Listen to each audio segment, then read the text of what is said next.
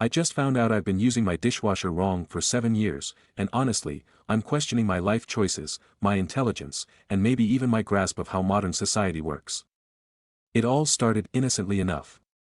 Last night, I was at my friend's house for one of those casual hangouts where you just show up in sweats, snack on whatever's in the pantry, and complain about life. I was sipping on a lukewarm cider, yes, by choice, don't judge me, and trying to ignore the fact that their kitchen was infinitely cleaner than mine. As we chatted, they started cleaning up and loaded their dishwasher. And that's when it happened. I watched in confused horror as they popped open this little compartment on the dishwasher door, placed the soap tablet inside, and closed it with a satisfying click. My brain short-circuited. I was like, wait, what did you just do? They looked at me like I'd just asked them what a fork was. I put the soap in the compartment. You know, the one labeled soap. Cue the awkward silence while my life flashed before my eyes. Because for 7 years, yes, 7 whole years, I've been tossing the soap tablet directly into the bottom of the dishwasher. Not once, not even for a second, did it occur to me that the little compartment on the door had an actual purpose. I thought I was being efficient, okay? Like, why overcomplicate things and you can just throw the soap in there and let the magic of modern appliances do the rest.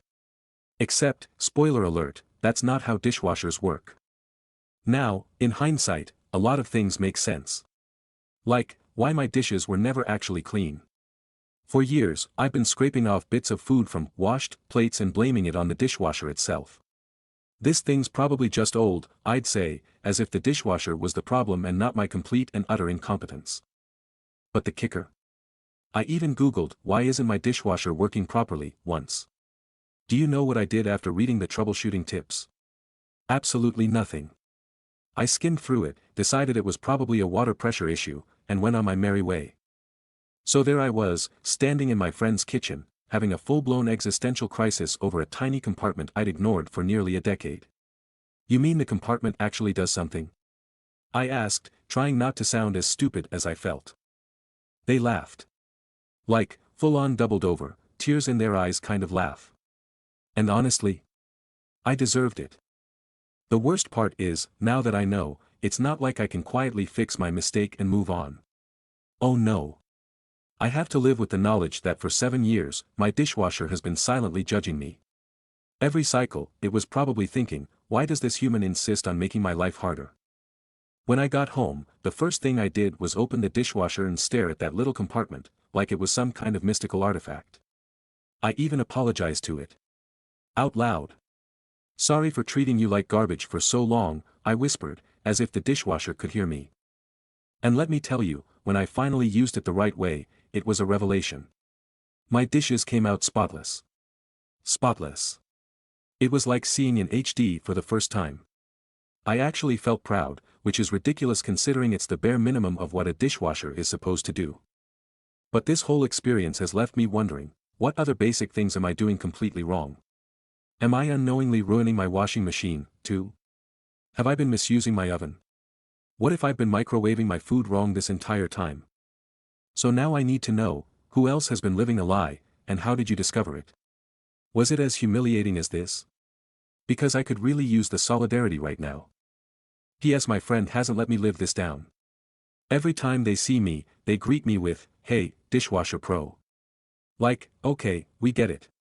I'm the idiot who didn't know about the soap compartment. Move on. Stories number 2. Aita for saying I can't bring food to a party after traveling across the country. I am traveling to the opposite side of the country for the holidays. Getting there on Christmas Eve at 6 p.m., going to my sister's husband's family house for Christmas dinner. That family asked me to bring dessert for everyone. I told them I won't be able to bring anything because I'm traveling. And got sent back with a, wow okay, everyone else is bringing food.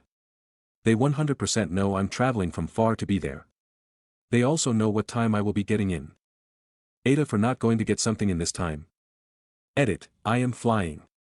I get in at 6 p.m. on Christmas Eve. Edit 2, this is wild, I expected to get off work to 10 replies to respond to. Here is some more info that I saw a few people asking. The text happened on a group chat his family made for everyone attending. Everyone was told what food to bring in that chat. The person who said that back to me was his aunt. It's her house the dinner is being held at. And I will update what happens. Right now I am just leaning towards showing up with nothing. This trip is mainly to spend Christmas morning with my sister, her husband, nieces and nephews on Christmas morning opening gifts. The dinner is more of a tag-along thing since I'm already there. Stories number 3. Aita for asking a stranger why they were touching me. So, I was at a bar with my friends, having a conversation, when I suddenly felt 2 hands grab my shoulders. The person whispered in my ear something along the lines of, "Stay youthful, and you'll always feel free," or something random like that. I turned around and realized it was a complete stranger around his 30s, I'm in my 20s. My first reaction was to say, "Okay, but why are you grabbing me like that?" His response was, "I don't know, I just saw you looking at me earlier." I explained, I turned around once because we were talking about something private, and I wanted to check if anyone was listening. He then said, "Oh, maybe I mistook you for someone else." At that point, I felt really uncomfortable. The whole mood shifted for me, and my friend sitting next to me noticed and asked if I was okay. She later said, "Maybe you could have been more gentle in how you responded." But I told her I felt violated, he invaded my personal space and crossed a boundary. I also explained that when someone does something inappropriate, I trust my instincts and respond firmly. I believe that if you call people out in a way that humbles them, they're less likely to do the same thing to someone else. Also, if he just said hello and introduced himself, I would have reacted very differently.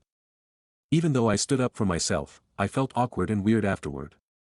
I couldn't shake the discomfort, and I really just wanted to leave.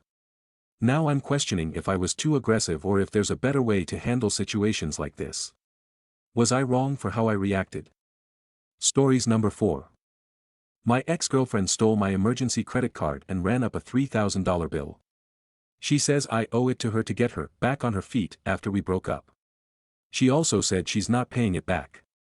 My ex and I broke up late last year. She wanted to go out constantly and I did not, our lifestyles just weren't compatible. She lived at my house and I didn't make her pay anything as I make significantly more than her. What really sucked was that if she really wanted to, she could have essentially squatted in my house for months while I'd have had to file eviction papers. In the end, I paid for an apartment deposit and first month's rent on a place for her. I hadn't spoken with her at all until a week ago when I got a collection notice in the mail. The credit card I literally don't use and only had for emergencies was maxed out and charged off. When I looked into it, I found it had been maxed out by March of this year. When I downloaded the statements, it's all fast food, Victoria's Secret and grocery stores. Also found the card was missing. I texted her asking about it and she called me and said she did it because I left her with basically nothing and she needed back on her feet. She then said I was lucky she didn't sue me for emotional distress.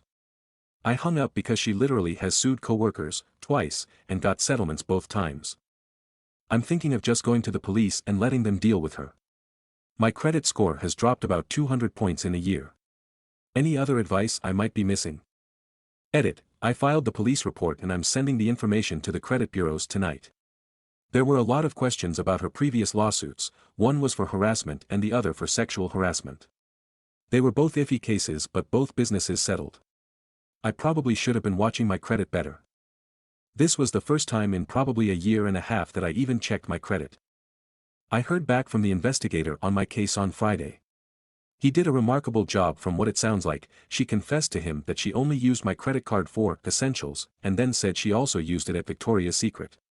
She was charged with felony credit card fraud and had to get a public defender. Since she's never been in legal trouble before, she's being offered 12 months probation. I also got an order of protection against her which she didn't contest. The final ruling is supposed to go through at the start of January but the investigator said it's basically a done deal. I'm alright with how it turned out. Probation is probably a pretty big deal for her. I know something like that would absolutely get me fired from my job and drastically alter my life. The charge-off was removed from my credit reports and my score is back above 760. I actually watch my credit now and I'll be keeping an eye on the public record for her court case just to be safe. I appreciate everyone's advice and encouragement. Stories number 5. Aita. My mother-in-law stole my gift and I'm super hurt. My mother-in-law of 15 years asked me to lunch and finish Christmas shopping. She wasn't sure what to get my 9-year-old son. We met at the video game store. They were out of my suggestion. I told her of another game I had already purchased for my son but planned on sending it back to make it easier on MIL. Next door, I'm adding things to my cart for my kids, she is asking who they are for and pulling them out of my cart into hers. I nicely was like, if you keep taking the stuff I'm gonna buy Santa's gonna suck this year, she didn't seem to care. As we are checking out I say I have to go to Best Buy next door and get my daughter her big gift from my husband and I, a camcorder. My MIL is a hoarder of casino-gained merch, if you know you know, and said, I have some at home, I think, and I was very clear in my response, thanks but no thanks, I'm excited to get this for her. MIL shops alongside at Best Buy, stands at checkout to completion while we talk about how my daughter has this number 1 on her list and I was excited to see her open it Christmas morning. 2 days go by, my daughter stays overnight at grandma's. When she came home she was so excited to tell me that brother has 7 presents under the tree, she has 6 and Nana got her a vlogging camera. But we need your help with the memory card, Mom. Who does that? I texted her asking why in the world she would ever think that was okay, her response, it's a kid's toy, AS if that matters. And her son. My husband, he doesn't understand why I have an issue. Aita Reddit/clarify, I had never shopped with her before, the items she was removing from my cart were not make or break, more like I'm done shopping but I'm here in this store so I grabbed some little bonus Santa items. It never came to mind she would gift the camera before me. Never, even when she was taking from my cart. It just wasn't even an inkling of something to be wary of to me. Because who does that? Edit. Thank you everyone for answering the question that this thread is meant to AITA or not. To everyone else making grand assumptions about what I do on a daily, where do you get off? You read a 300-word synopsis of one interaction, if you feel equipped and qualified to then judge the entire basis of my life please make sure you post your PhD, if you don't have one shut your mouth. Stories number 6. AITA for not getting my ex's affair child a Christmas gift. My ex cheated on me and fathered a child with another woman. That child is now 4F. He has full custody of her and is going for child support but the mom isn't paying. I have primary custody of our 3 children, 11M, 9F, 9M. He gets our kids every other weekend. I have only seen this child 5 times and I don't have a relationship of any kind with her. I never interacted with her and while I know she's innocent of what my ex did, I prefer to keep us distant. My kids don't think of her as a sister. I never tried to change that. For me them being close to her is not something I care about. If they are then they are and I'd have to deal. But if not then I don't feel the need to encourage or promote it. My ex knows this. And he knows our kids don't care for his daughter. They don't have the best relationship with him either. He's not absent exactly but he's been all over the place since the divorce and he works a lot of long hours and lives almost 2 hours from us which is partly why he's not a 50-50 dad. My ex lost his job in January of this year. He notified the courts and his child support payment was reduced for our kids while he's not earning as much. The change in job and pay has meant he struggled far more and the kids have noticed the difference in quality of life when they're with him. He also warned them months ago that they would get a small Christmas gift each from him because he cannot afford more. This leads on to his daughter. His parents died some years before our kids were born, his sister doesn't talk to him, his brother stopped talking to him after the affair and the child's mother's family is not involved in her life either. So it's just him for her and he can't afford to get her much. He mentioned this in our co-parenting app and when we went to meet with our twins teacher he asked if I would get her something or something so she can have some presents to open for Christmas. I told him no. He didn't ask me again until yesterday. He had the kids at the weekend and dropped them off at my house afterward. He saw the gifts under the tree and he was angry at me. He asked if I got his daughter anything and I said no. He asked me what our kids got and I wouldn't tell him. I reminded him it was none of his business what I buy. Then he took out this dollar store doll and he told me that was all he could fucking afford for his daughter and she's just 4 years old. He told me he knows he fucked up but she didn't and he told me I could have helped, just a little, or could have helped the kids get close to her and maybe they would have wanted to give her something. He said instead I was just a cruel and selfish bitch to an innocent child and he said she only knows being abandoned by her mom and her mom's family, she's unwanted by her own siblings and her siblings' mom can't even be compassionate enough to get her one more thing so she doesn't just get one tiny doll for Christmas. He also put it on me that if he got our kids nothing because he knew I'd get them something, and spent that money on his daughter instead, that it would make them pull away from him more. He left angry and I went back inside and carried on as normal. I know I'm not a saint for this and I don't pretend to be. But Aita for not getting the child something for Christmas when I know my ex can't afford anything else. Stories number 7. Aita for stealing my sister's wedding spotlight with my emergency C-section. This past weekend, my younger sister got married. It was a huge event, over 200 guests, a fancy venue, the works. My husband and I attended, despite me being 38 weeks pregnant. I was feeling fine, and my doctor had cleared me to go as long as I stayed close to home and didn't overexert myself. During the reception, I started feeling some cramps. I thought they were just Braxton Hicks contractions, so I tried to ignore them and focus on the party. About an hour in, the cramps got worse, and I started bleeding. My husband and I quickly excused ourselves and headed to the hospital. Long story short, I ended up needing an emergency C-section to deliver my son. Thankfully, everything went well, and our baby is healthy and safe. The issue? My sister is furious with me. She claims I ruined her big day, because several family members left the wedding early to come to the hospital, including our parents, who understandably wanted to make sure I was okay. She says I should have waited until after the wedding to go to the hospital, or at least not told anyone what was happening until the next day so the focus could stay on her. I apologized for the timing, but I reminded her that this was a medical emergency, and I didn't exactly choose for it to happen during her wedding. My mom and dad are on my side, but some of her friends and even a few relatives are saying I'm selfish and could have handled the situation differently. My sister hasn't spoken to me since, and now I'm wondering if I really did something wrong. Aita for going to the hospital during my sister's wedding. Edit for clarification, for those who might ask why I attended the wedding so late in my pregnancy, I cleared it with my doctor beforehand and had no prior complications. The hospital was only 20 minutes from the venue. I had no way of knowing this would happen. Let me know what you think. Did I mess up? Or is my sister overreacting? Stories number 8. My girlfriend just passed away and I don't know what to do. Me, 21M, just got a text after not hearing from my GF for a day, to call a number from her TikTok account. It was her best friend. She told me that my GF had OD'd and passed. I got her mom's number and called and talked to her for a little bit.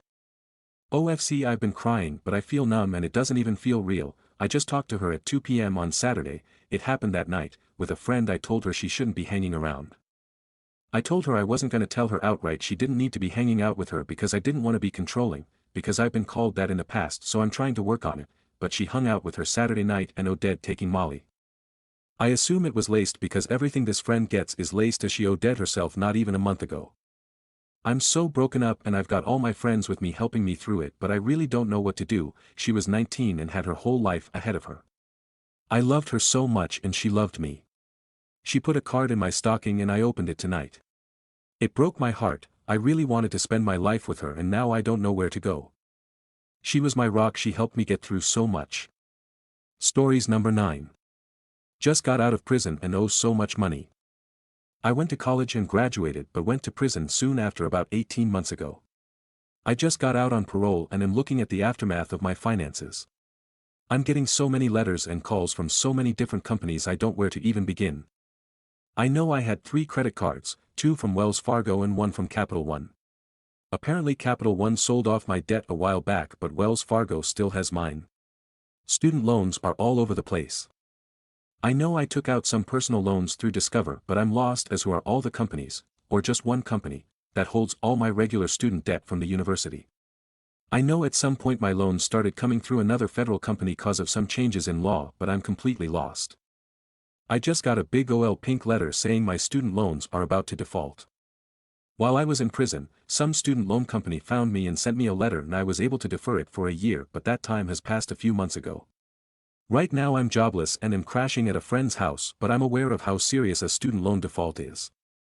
This is all beyond what I'm mentally capable of handling right now. I just went through a stockpile of letters that were saved in the past year and am too overwhelmed to even know what to do first. What can I even do? Even if I had some crappy job, I'm engineering by education, my first concern is a roof over my head and food. I don't even know what to tell these people when I figure out the mess of who the hell I actually owe and what. Please help me. I stayed out of trouble in prison and continued studying and try to study programming to maybe get a web dev job on the side. I want to do the right thing and get out of this endless black hole. Edit, I spent the last hour reading through every comment here and I think getting a free credit report to see who I owe since I haven't really had an address or phone would be a good first step. I should have said my debt is mainly student loans, 80k public, 20k private, best guess, and my credit card debt is about $6,000 to $7,000, so I'm really iffy about declaring bankruptcy, but I will at least talk to a lawyer and learn more about the best route to take. Lastly, I got a lot of positive PMs and comments, and even that small boost from a message from an internet stranger gives me hope when I let something like this bring me down. I hope one day I can post an update saying I got a great job, beat the statistics, and give hope to other felons who are trying to do the right thing. It was definitely a life-changing experience and has changed my views about the prison system in general. Thank you very much. Update.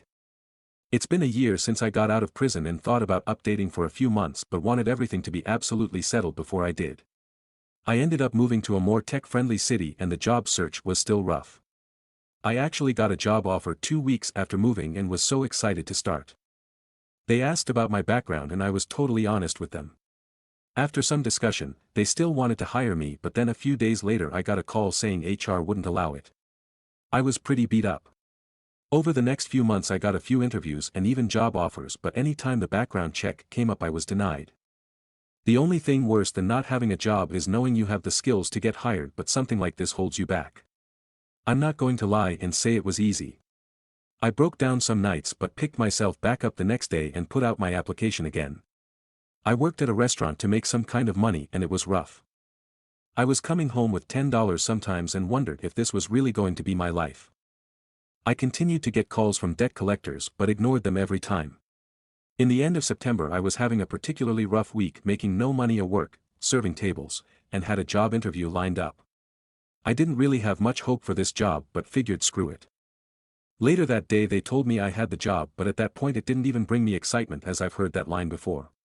I did the usual background check and waited for the fatal call. A call came that Friday and was told I was to start on Wednesday of next week. I was confused and in disbelief.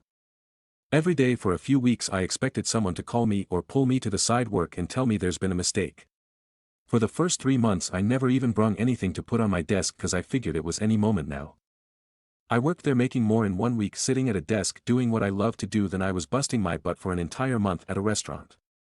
Finally, one day in January I was pulled to the side. The hiring manager asked me to see him in his office and he had a pretty serious look on his face. He sat me down and told me I've been doing very well these past couple of months. My supervisors are impressed with how fast I've caught on and they decided to give me promotion. I was blown away. So here I was, 4 months into a job and I was offered a promotion with a great raise. I still work hard every day there. I study up and learn more and try to improve myself with programming every day. I look back at those few months where I was job searching and know that I made it as far as I did because even on days I was so depressed I didn't even want to get out of bed, I still got up and tried. What else could I do? I still worry about the future, but for now, I want to work here for a while, getting as much experience and time behind me so my criminal history will pale in comparison to my skills and drive to succeed. I've even managed to get a pretty good girlfriend who knows all about my past and we've been dating for 5 months. She's supportive and is proud of how far I've gotten and how much I still do to make sure my past does not define me. I've helped a number of people start on their programming career and have even given presentations for newcomers. Have I gotten some backlash?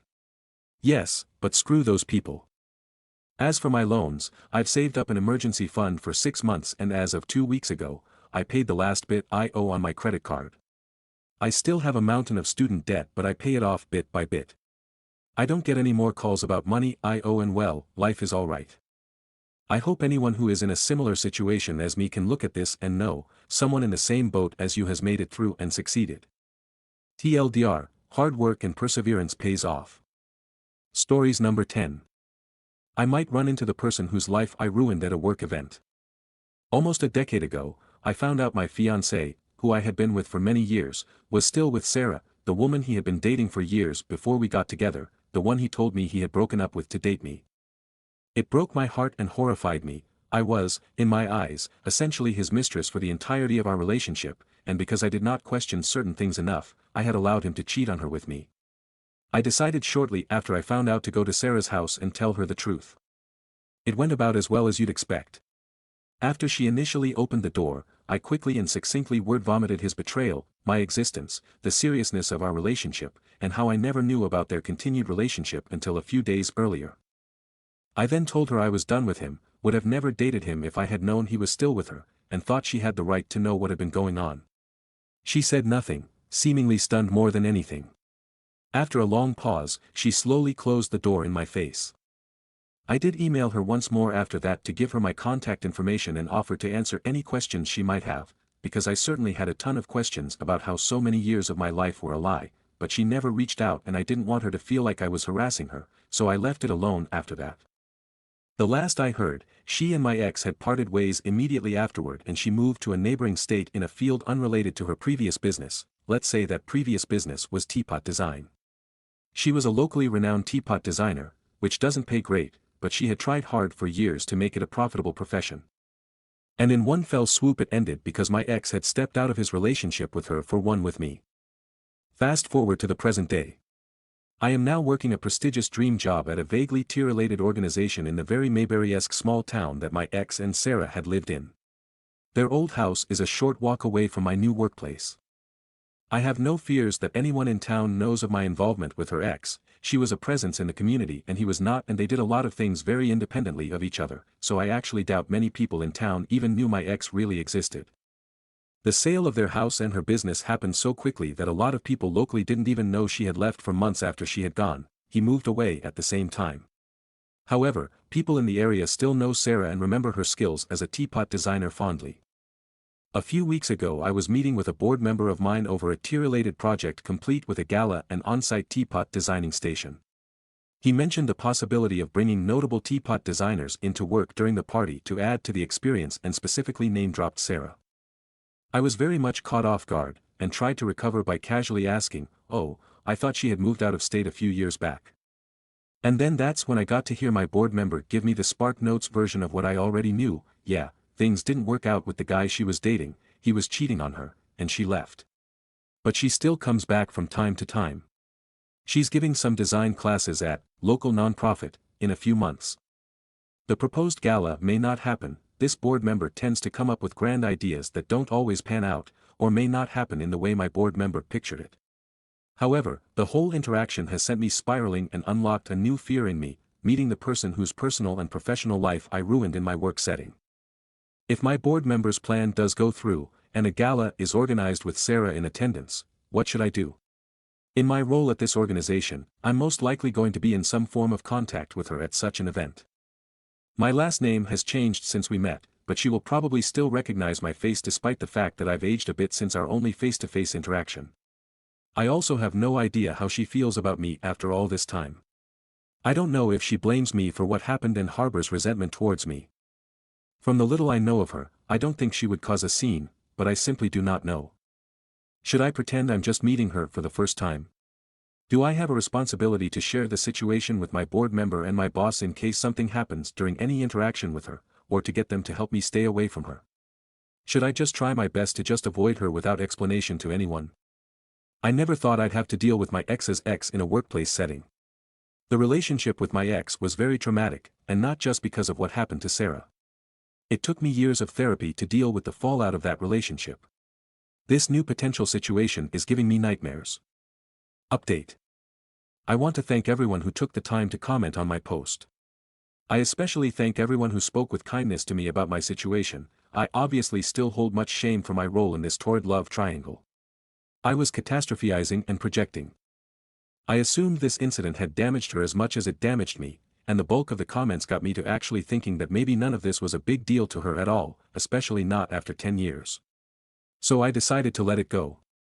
About 3 months after my letter was published, in a similar meeting with my boss and the same board member, the board member brought up Sarah again as a designer for the gala that may or may not happen in the future for the project we are working on. And he repeated the conversation almost verbatim, that Sarah had been cheated on and left the area, but came back. I finally asked him how he knew Sarah was back in the area and she said she moved back to major city over an hour away, and was running a few designing classes at a local nonprofit, which I confirmed on their website. After the meeting ended, I asked my boss if she had a minute. And I calmly, professionally laid out the situation of one of the most traumatizing events of my personal life, giving my boss only the relevant details, and expressing my concern over Sarah seeing me, that I didn't know how she would react. I could remain professional. But it might be best if I had a back-of-house role if this project did move forward. My boss suggested that we go with another designer for the project. However, I didn't want to take any work away from Sarah. My boss reassured me by saying, "It's not, board members' decision who we pick if we even do pick a designer." She also guessed that he was so fixated on Sarah because his wife had taken private lessons from Sarah in the past. There are plenty of other designers in the area, and if we even do this project, it's up to event staff for scheduling any designers, not a board member. And, also, we weren't even at that stage yet. Then she commented on me having a better catch with my husband, who everyone in my job knows and loves. She didn't know my ex personally, but she had heard things about him based on the breakup with Sarah. So, based on no actual research but hearsay, I think Sarah moved back to our state a little while ago, but is well over an hour away from this small town. I believe she is still working in the job she picked up after she left here, and is doing design on the side with her old contacts in this area. Maybe one day she'll move back to the area, but with housing prices the way they are I doubt that will be anytime soon. And even if it is, she has every right to move to this town, and I have every right to work here. A few weeks after this meeting, I was pulling out of the parking lot of my local grocery store when I saw my ex. He did a double take. My car is very conspicuous. I had just bought it weeks before we broke up, and then started smiling and waving as if we were old friends. I had sunglasses on and pretended not to see him, but it sent me spiraling. That grocery store is not exactly one along a major route, it's mostly a neighborhood grocery store, which means he most likely lived nearby. I don't know if it was healthy, but I looked up property records in our county using his name. Turns out he bought a house 1.5 miles away from me a year after my husband and I bought our house. He's literally within walking distance of my home. Is it a coincidence? Probably, but I still feel so violated. He took so much away from me in the 10 years we were together, and for several years after that.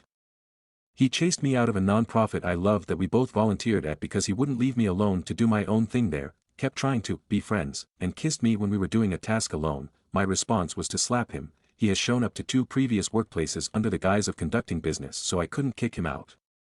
And even sent an anonymous package to my house a month before my wedding with books that only he would have thought I would have liked. It was confirmed sent by him when he was confronted about it. I don't feel safe interacting with him, although I couldn't tell you what I am afraid of, exactly. He told me right after I broke up with him that he had sociopathic tendencies, and I don't really know what that means. I don't want to have to look over my shoulder wondering if I'm going to run into him at the store with my child. I don't want him anywhere near me or knowing anything about my life these days. But I also recognized that my spiraling, so long after our breakup, was only hurting me. I've been in therapy ever since. But I don't think I would have considered any of this as trauma without the wonderful commenters on this blog. And a special shout out to commenter, "Don't Send Your Kids to Hudson University," for recommending that Something Was Wrong podcast. I'm on season 16 at the moment. It really did help me put my own experience into a kinder perspective, hearing similar stories of people who were emotionally and mentally abused and also struggled with letting go of these relationships.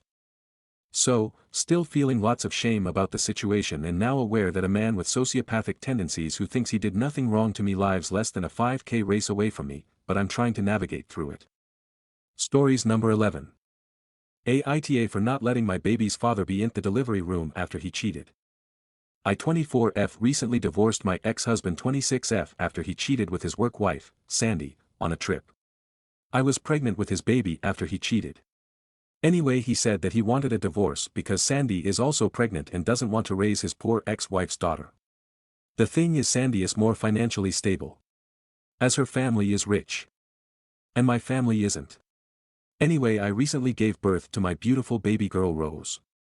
I did not invent my ex as he said he wanted nothing to do with our baby.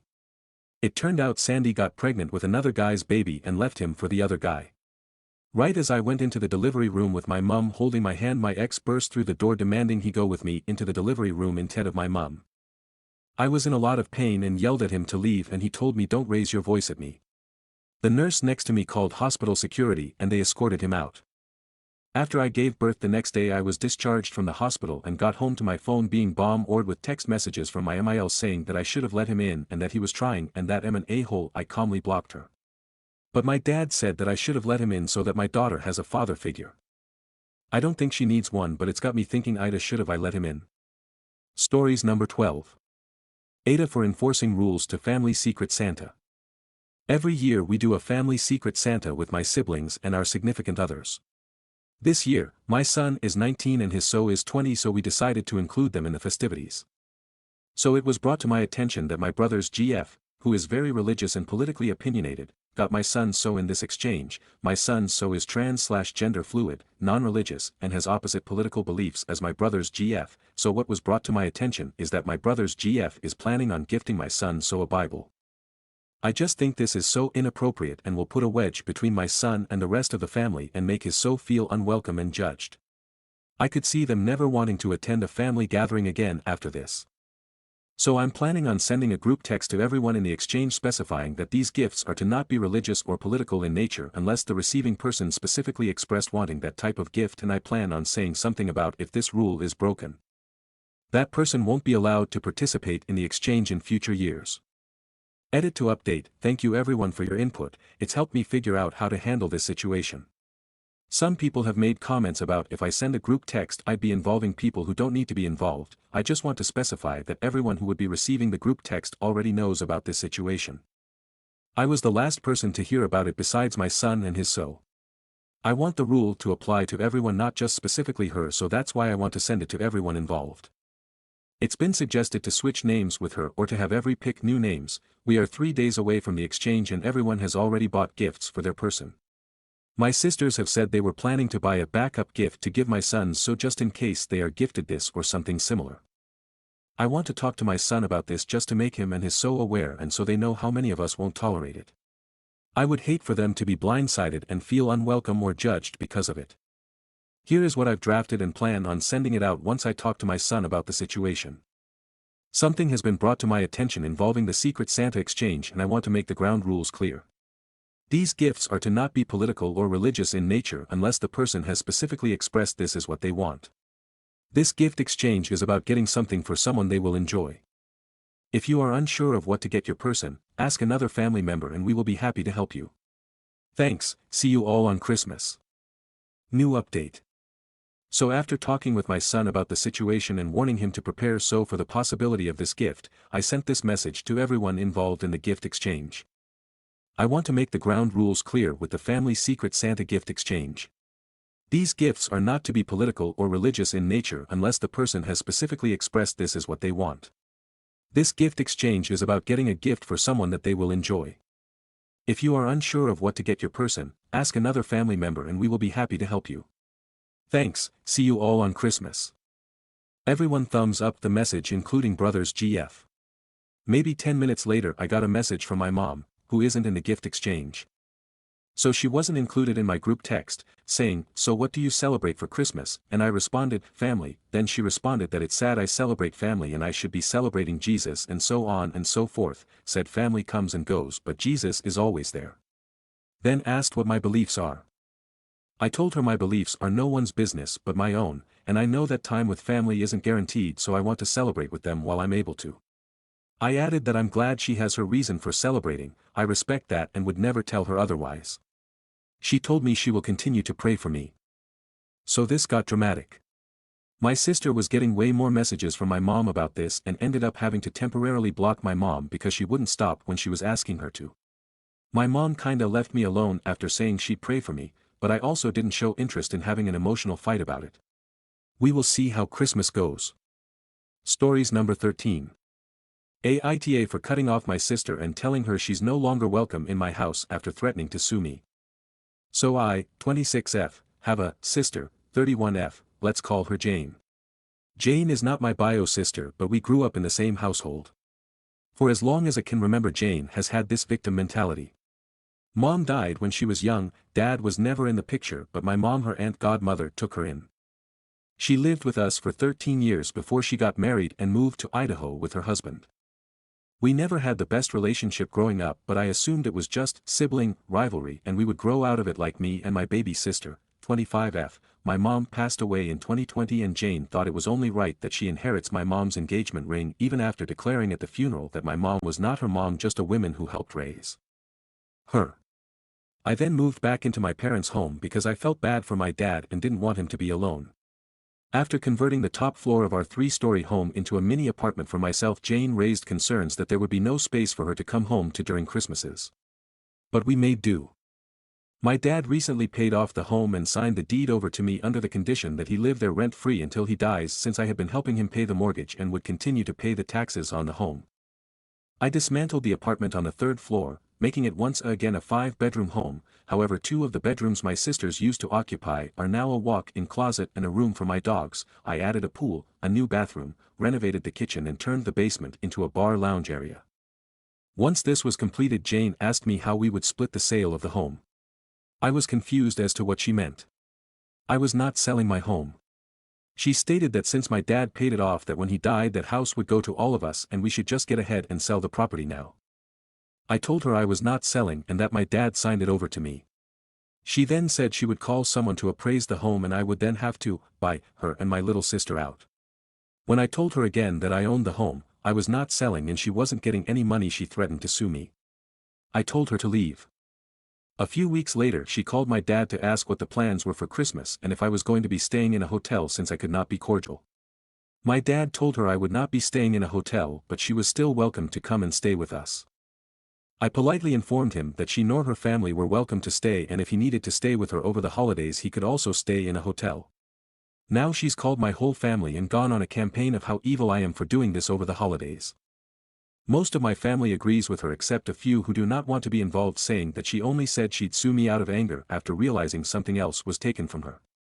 Her mom, her dad, my mom, now her childhood home, which leads me to believe that maybe they are right. Am I being too harsh on her after all her struggles in life, or is she simply just a bitch? Edit. Little sis is fine, please stop worrying about her, she's not a problem, hence why I did not list everything she got from our mom or our dad. Update, same post November 10th, 2024, next day. Update, I suggested my dad stay in a hotel with Jane because he was insistent that she spend Christmas with him. I didn't say he couldn't live with me anymore. I don't think it's unreasonable to not want to be around someone who wanted to sue and may still try. I also got the engagement ring. I thought it was crazy that someone declared that's not my mom but wanted her ring that my dad bought. Also little sis got the wedding bands. Dad also gave Jane significant amounts of money to open her own bakery. Little sis took over his business. I got the home, and the retirement and life insurance will be split in 3 when, if, he passes, cause he can't die tbh. Update. The family wedding was over the weekend and everything there was great. No drama, I kept my distance from Jane. The bride was not outstaged at all. Well, not by me and the drama at least. However, Sunday after the wedding my Aunt Renee called me to ask if I would be coming to dinner to celebrate Christmas early since Jane was in town and would not be coming for the actual holiday. I politely declined, said I would send the children's gift with my dad, but there was no need to go and pretend that I was over Jane's behavior. My aunt then said, I would be upset too if you refused to give me my share but gave little sis her share, that really shows a divide. I asked her to say that again because I think I hallucinated. Jane really has been out here saying I split the house with my little sister when I did not. I explained to my aunt what actually happened and then my dad confirmed the information I gave. My aunt was shocked. Not only had Jane lied to her and the whole family, she also lied and said my dad never gave her anything. He gave me the house, my little sister his business and Jane a lump sum of money to start her bakery since she had no interest in running the family business. Jane is currently staying with Aunt Renee, but Renee is now upset and feels duped into this whole mess. Renee and my dad are both upset with Jane but still believe that I should forgive and forget and move forward. Renee is going to talk to Jane tomorrow before she leaves to go back to Idaho, but I'm not sure it will do anything. Not a great/entertaining update, but I guess I felt compelled to finish the story. At this point though I don't care if I'm the AH, I was surprised by the amount of comments saying I was, but I don't need any more stress from these people. Stories number 14. Wibta if I told someone the truth about why they were being excluded from group activities. A few years ago, I met my partner's cousin, on his dad's side, for the first time when he came to visit our city. We live on different coasts. I quickly realized this was the type of person I would never hang out with normally, but I was cordial. My partner acknowledged, yeah, Fred's a lot of fun but he can be a bit much. About a year ago we moved to my partner's hometown and have been spending time with his family here, all on his mother's side, and his childhood friends. Coincidentally, his cousin moved here also for work and the family welcomed him warmly, eager to spend time with this cousin they didn't know very well. At first he would be invited to all the things, but over time I noticed he was left out more and more. My partner would ask, "Hey, where's Fred?" and people would groan and make faces. Turns out that I'm not the only one that doesn't like being around him. He was still invited to Thanksgivings and big events like weddings, but casual family get-togethers like a game night or Sunday brunch, people have left him out. And this is a family that does a lot together. He has noticed and actually messaged me asking if I knew why the family isn't including him in things. I guess he sees me as another outsider, so feels a connection. Whipta if I told him the truth. Because the truth is that most people don't like his personality. He's loud, abrasive, pushy, and inconsiderate. If you can him out on any of that, he will just say he's fierce and people need to learn how to deal with it. He changes the energy of any event he gets invited to. When my partner said he could be fun, it's because he will be the one loud one at bar or club, trying to push people to dance, do shots, or drugs, or do karaoke, etc. He will loudly criticize you for ordering a menu item or drink that he disapproves of. He doesn't respect other people's preferences, and like myself, my partner's family is mainly introverted. We don't need to come out of our shell and we know what we like or don't like. We're not kids, all the adults are in their 40s. An example of when we all went to a museum with grandma and the kids.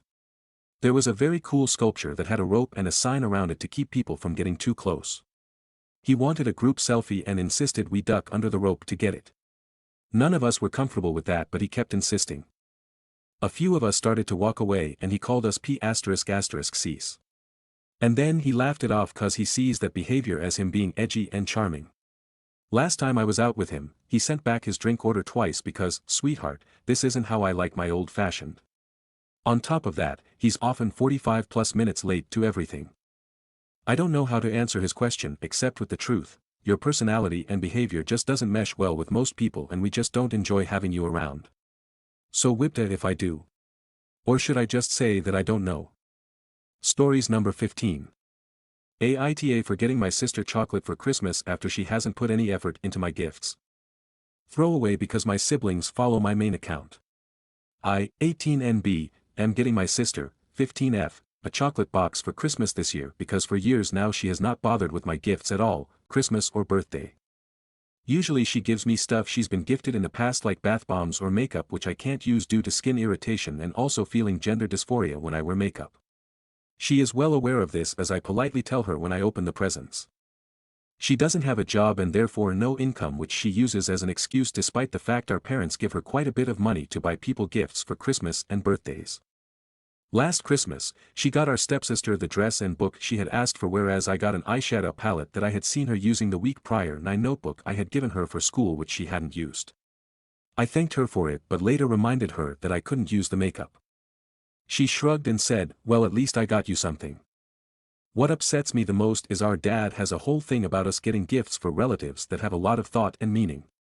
I say us but it seems this rule only applies to me. I get her the things she asks for every birthday and Christmas. I pay attention when she mentions wanting something in passing and make sure to get it for her when her birthday and Christmas come up. She doesn't. A few weeks ago, I did my Christmas shopping and I knew she wanted 2 specific posters for her room but decided because she has made little to no effort for me, I would get her a box of chocolates from Hotel Chocolate.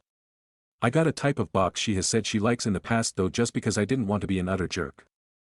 This evening, the 22nd of December, we were having dinner and my sister mentioned she was going out tomorrow to do last-minute Christmas shopping.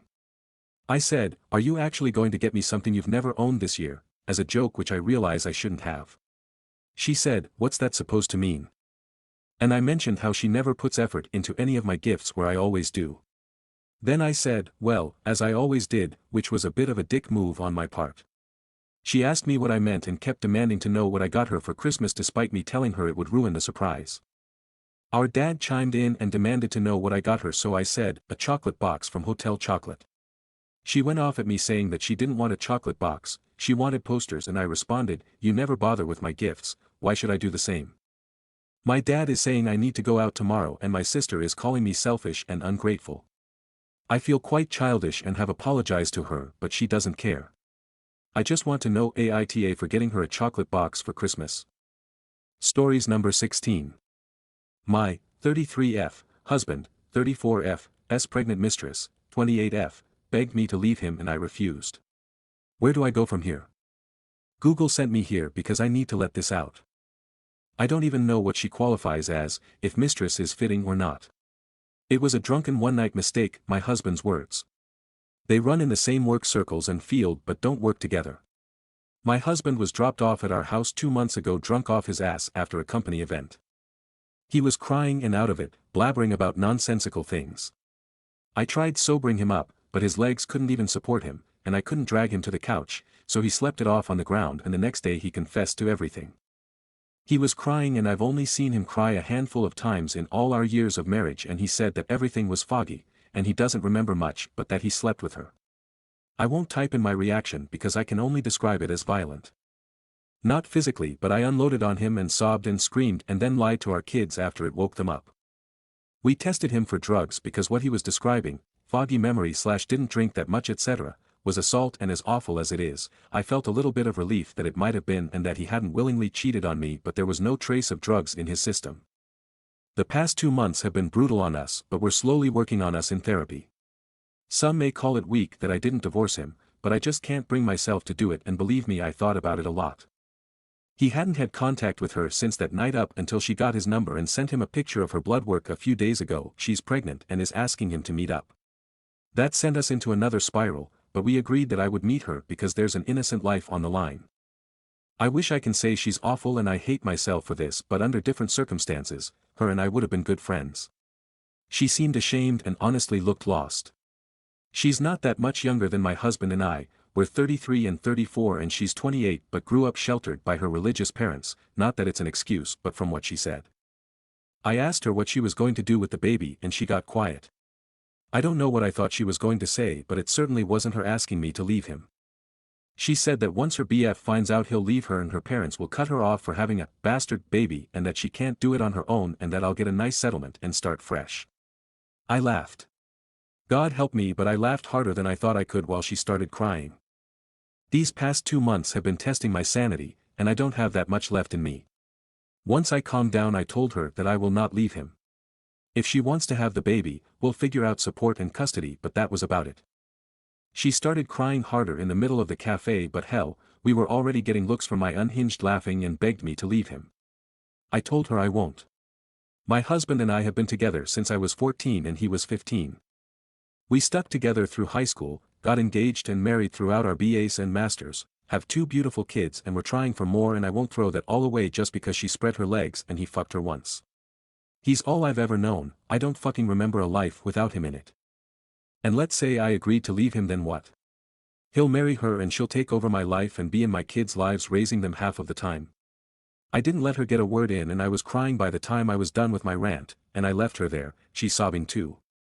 My husband and I already talked with a lawyer for a paternity test and we're waiting on that before we do anything else. My husband sent her a text with my contact information and told her all communications are to be through me before he blocked her number. I didn't ask him to do that but he's trying. I just don't know where to go from here if it does turn out to be his. Stories number 17. Aita for leaving my ex-fiancé after he left me in the Cayman Islands on vacation.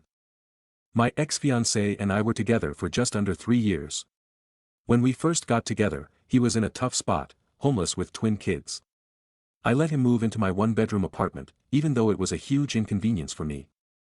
I rearranged everything to make space for his children and stepped into a motherly role, taking care of them more than he did. Despite everything I did, he had serious jealousy issues. I never gave him a reason to be jealous, but he had a past of infidelity, so I guess he was projecting. Once, while watching Spider-Man 2, I casually mentioned that Jamie Foxx looked good for his age. That one comment sent him spiraling. He packed all his stuff, and everything I had bought for his kids, while I was at work and moved out. My friends still call it the Jamie Foxx debacle.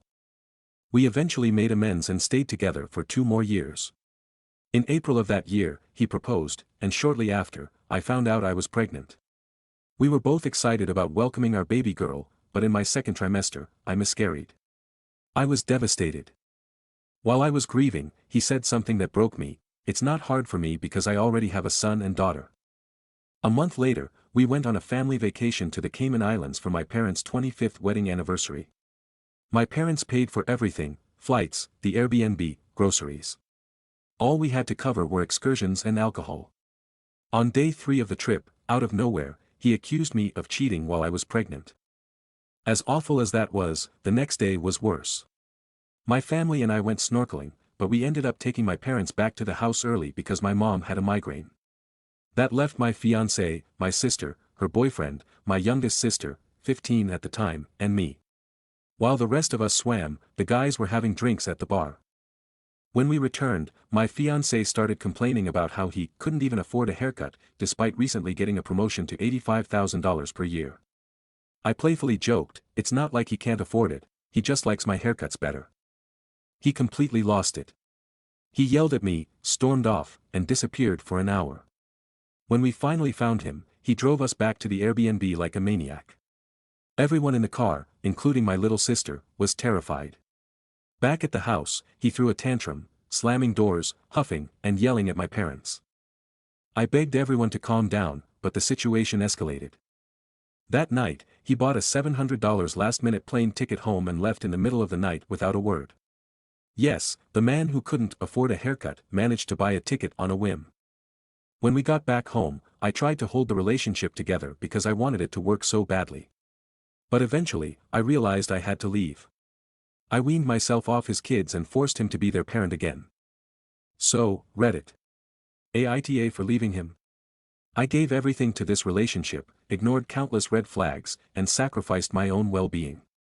I loved his kids and wanted a future with him, but at what cost? Was I wrong for walking away? Stories number 18. Aita for not financially supporting the mother of one of my grandsons. My wife, 49F, and I, 52M, have a son, 20M. We are paying his expenses while he goes to school. Well, he had a short-lived romance with a woman, 24F, which resulted in a pregnancy. She also already had another kid. Our grandson is 14 months old. In addition to going to school, our son is working full-time and pays child support. Despite this, she is struggling. The father of her other child is not in the picture and she has no contact with her family. She has asked us for money on a number of occasions, but we refuse. We are willing to buy whatever she needs for our grandson and we do buy things for him. But, what she wants is cash and that is not something we are willing to do. Things escalated recently when, as a Christmas gift to our grandson, told my son and her, we had to tell her so she would know about it in case something happens to us and our son, that we would be setting up a trust for our grandson and putting a fair bit of money in the trust at this time. She lost it on us. Apparently, she cannot even afford her apartment anymore and could use some of that money now. I thought she was way out of line. I am 99% sure we are in the right, but would like to hear other perspectives. Aita. Note, we would 100% take in our grandson. We would take her in with certain conditions. We are willing to have her move in with certain expectations: no drinking, no smoking, no cussing, no sex, be home at a reasonable hour every night, and my wife take over the daycare needs of our grandson. We offered this when she was pregnant and the offer remains on the table. So, no, we will not let our grandson be homeless. Stories number 19. This is the story of my lawyer. And her name is Lori. It's not even about how she's a brilliant lawyer. While in a room waiting for my divorce mediation to begin, the mediators, very young, very new, legal assistant, Madeline, popped her head in and asked if either one of us wanted coffee. Lori said, "I'm from the 70s, and I prefer to go with you to get my own coffee, because I have a problem with women serving me, and being expected to do the serving." I love that woman. And the look in Madeline's eyes was the same as the look in mine, I'm sure. And I love repeating this story. Most lately to the two women who run my financial advisor's office. The knowing eye contact of complete understanding was so sharp and keen, without another word we practically glittered at each other. Sparkle on, my sisters. Edit, call me shallow, but I got awards and dang I'm thrilled and grateful. Stories number 20. I, 20F, was uninvited from a wedding that I spent $500 to go. My boyfriend, 23M, is a groomsman. Where do I go from here? I, 20F, was supposed to attend the wedding of my friend and boyfriend's, 23M, best friend in a few days. However, I just found out that I have been uninvited from the wedding entirely. The wedding is across the country and the plane tickets for it were over $500 and non-refundable. My parents bought the tickets as my Christmas gift since I couldn't afford them, but it was a lot of money even for them. My boyfriend is a groomsman at this wedding to a guy who he's been best friends with and we have been in a friend group with. When my boyfriend asked him what was happening, he said he didn't know they were going to run out of space so they had to get rid of all the plus ones, and that I was never actually formally invited, but just as a plus one. On top of this, both of the people getting married unadded me on all social media. When my boyfriend asked why, he responded that I had disrespected my boyfriend, disrespected his fiancée by talking crap about her to his groom's sister and then also disrespected his sister. The conversation in which he's referring to was one his sister started to me my boyfriend and her roommate one day. Everything said was agreed on by everyone in the four-way conversation. Disrespecting his sister. I have no idea where this came from. For context, his sister liked my boyfriend and repeatedly for months this year flirted with and tried to get close to him in front of me. She started being a massive cold bitch to me out of nowhere when he cut her off. As far as disrespecting my boyfriend goes, I am not perfect and have made mistakes. The thing groom is talking about specifically was a TikTok I had posted about a celebrity guy being good looking even though people like to pretend he's not because of his personality, a conversation I had had with my boyfriend previously. I deleted the TikTok and apologized. So all of this started from the sister lying to the groom. My boyfriend has said he will say something, but not because I want to. I'm doing it for you. That was a slap in the face as I firmly believe my person would not only stand up for me but fully take my side and not go to the wedding. I told my boyfriend this and he said he can't just not go because he's a groomsman but if we were engaged or married it would be different. We have been dating for over a year. My best friend who knows all these people and was also friends with all of them previous to all of this is out of the country for a year but I told her what happened. She is furious, and thinks I even need to break up with my boyfriend. The issue is, the tickets for the wedding are also where my boyfriend's family lives and I was going to stay and visit with them for a few days, and then he has tickets to come visit my family right after. I don't know what to do.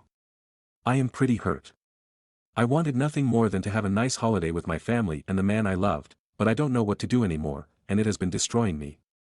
It is important to note that I love my boyfriend and he loves me very much. Aside from his sleep schedule, our relationship is perfect and he does a lot for me. He is very kind and non-confrontational, so this whole situation is driving him insane. I am not really sure what to do. Do I proceed forward and try and enjoy the holidays, not going to the wedding, or do I call everything off and waste all of the money? I am in a tough spot and unsure what to do. Edit to add, here's some additional info since I have heard a lot of incorrect assumptions in the comments. My initial post was brief because I didn't want it to be too much info or long but am now realizing that was a mistake. I think some clarification is needed in respect to the sister thing.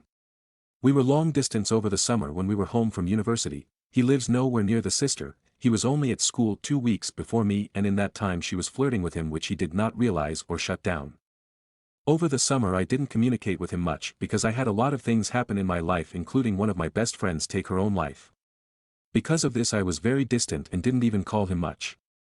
I know some people are going to blame me for this but I was grieving heavily. This left him worried I was going to break up with him due to how distant I was being. Not shutting the sister down to me was single behavior, and he apologized and made up for it and cut her off before I even brought anything up or asked, but he had been friends with her for a while so it took him a while to notice. Nobody else knows about this, and sister has since moved on to obsessing over like 10 different guys, she just holds a grudge. Additionally, we are all religious, and there would be no hooking up involved. The groom would also never want his sister to date my boyfriend for a few reasons, so the assumption they're trying to set them up isn't quite right. I only shared this info to explain what groom was talking about and why sister was salty. This was also all well before the TikTok fiasco which the groom was the one who was super mad as my boyfriend doesn't even have TikTok, and told my boyfriend to dump me over. As far as being uninvited, it was the groom's father who sent out the email officially uninviting all plus ones, unbeknownst to the groom himself, and it was due to a large number of the bride's family being in a small venue that wasn't planned for. The other groomsmen are not bringing their GFs. For the people saying how can I say he loves me, I am disabled. I had a severe sports brain injury that put me in a coma and I had to relearn how to walk. It has left me legally blind and with some other things like an inability to read without technological assistance, and no balance resulting in the fact I cannot drive or even ride a bike. My boyfriend takes very good care of me, but I cannot go into great detail about all of this. Just know that he has taken care of and done more for me than anyone else in my life aside from my parents and best friend. This friend getting married was a friend of both of ours until all of this happened and even introduced me and my boyfriend. All of this is extremely out of character and has left everyone shocked. Even the groom's cousin and best man is on my side. The bride herself is likely behind all of this as she always would go out of her way to be a jerk to me and my best friend although we were nothing but nice to her. I hope this adds a little bit of context, and to the people saying they hate me because I seem to love drama, I hate the drama more than any of you. It came out of nowhere and I am unsure of how to proceed, which is why I wrote in. I'm sorry if it's confusing, I cannot see to edit well and am listening to everything. I will update in 48 hours or more as per sub rules. Thanks again to those who gave real advice. Stories number 21. When I was 18, my mother took me to a fortune teller. 3 out of 7 prophecies of his already came true plus 4-year update. Just a little background. I originally come from Ukraine, and I travel a lot all my life. I studied and lived in England from 12 until 21 years old, and now am working on Belgium. My mother knew this fortune teller, who was known to be diagnose diseases just by holding your hand, as well as predict your future, at least key events. My mother was worried about my future since I had so many opportunities, that she took me to see this guy. I had exams coming up, and it was a good way to both distract myself and learn something new. The guy made a total of 7 predictions. I will first mention the ones that happen and then rest that are yet to be. Just to let you know, this guy lives in a tiny village and never traveled outside of it, nor does he have access to the internet. Anyway, here goes. I would get 82% in my exams. He guessed the exact percent. I was doing well in my studies at all, and I only started studying properly in the last months. He put his hand on my forehead and immediately said I shouldn't worry, as I will get 82%, which is what I need to get into a university I wanted. That came true and I went university. 2. I have problems with my liver. I was a very healthy kid, and did a lot of sports semi-professionally. In my school at 18 years old, I was in a football, rowing and tennis team. I barely drink and eat properly and had a very healthy body composition. After he said I have problems with my liver, we went to a doctor and guess what, I had an enlarged and hardened liver. Doctors had no idea what caused it, and to make it normal I had to do a special diet for 2 months. After that, it all went back to normal. 3. I would travel to Finland for work at 23 years old, but not before then. I had a business trip to Estonia and Finland last December. And guess what, I literally traveled to Finland the day before I turned 24. I had no control over booking the tickets or scheduling this business trip, my management sent me on this mission. I never been to Finland, nor any Nordic countries ever. 4. At 28 I will have 1,000 employees under my management. Hasn't happened yet. I am currently trying to work myself up to become a project manager, but still not sure if it's possible for this to happen. Right now I manage around 30 employees, so it's a big jump to 1K, but we will see. 5. In my entire life, I will travel to Russia only twice, hasn't happened yet. Due to a political climate between Ukraine and Russia, I haven't traveled to Russia ever yet. Although I do want to visit badly. 6. I will marry a blonde woman and will have 2 daughters, hasn't happened yet. It was always a dream of mine to have daughters, not sons. I can't explain why, just always wanted to. I have mostly females in my family, loads of sisters, aunts and grandmas, so let's see. 7. I will move and live in Finland most of my life. Might happen soon. This is quite unbelievable. He said that when he concentrated on my future, he saw the word Suomi around me a lot. At the time none of us knew what it was. He also said that I would live and probably die in Finland. When I came home and googled what Suomi is, it turned out to be a language spoken in Finland. And as for working there, when I had a business trip, I made some connections with other colleagues, who invited me for some potential working position. So I might end up moving there sooner rather than later. So that's that. He predicted a lot of things, like prostate cancer in early stage for my dad's friend, which saved his life, as well as healing my grandma's depression by one 15 minutes talking session. I don't know if there is anything to this guy, but it's sure not just accidents. Update. Hi all. So around 4 years ago I made a post on this sub about my visit to a fortune teller. You can find the post here. Since then, I receive dozens requests every year for an update, so I thought to provide one now. Like last time, just a little background. I originally come from Ukraine, and I travel a lot all my life. I studied and lived in England from 12 until 21 years old, and now am still working on Belgium. My mother knew this fortune teller, who was known to be diagnose diseases just by holding your hand, as well as predict your future, at least key events. My mother was worried about my future since I had so many opportunities, that she took me to see this guy. I had exams coming up, and it was a good way to both distract myself and learn something new. The guy made a total of 7 predictions. I will first mention the ones that happened, without going into details. You can find them in the original post, and then rest that are yet to be. Just to let you know, this guy lives in a tiny village, and never traveled outside of it, nor does he have access to the internet. Anyway, here goes. 1. I would get 82% in my exams, happened. 2. I have problems with my liver, happened. 3. I would travel to Finland for work at 23 years old, but not before then, happened. 4. At 28 I will have 1,000 employees under my management. Not happened yet. So now I am 29 and I still do not have anywhere near this many employees under my management, lol. In fact, my career has taken quite a pivot and I should be transitioning to a public sector, big governmental job soon. This was a tough decision that took a lot of thought and effort, so who knows where this prediction went wrong. But I guess we can count this as not happened. 5. In my entire life, I will travel to Russia only twice, not happened yet. Due to a political climate between Ukraine and Russia, I haven't traveled to Russia ever yet.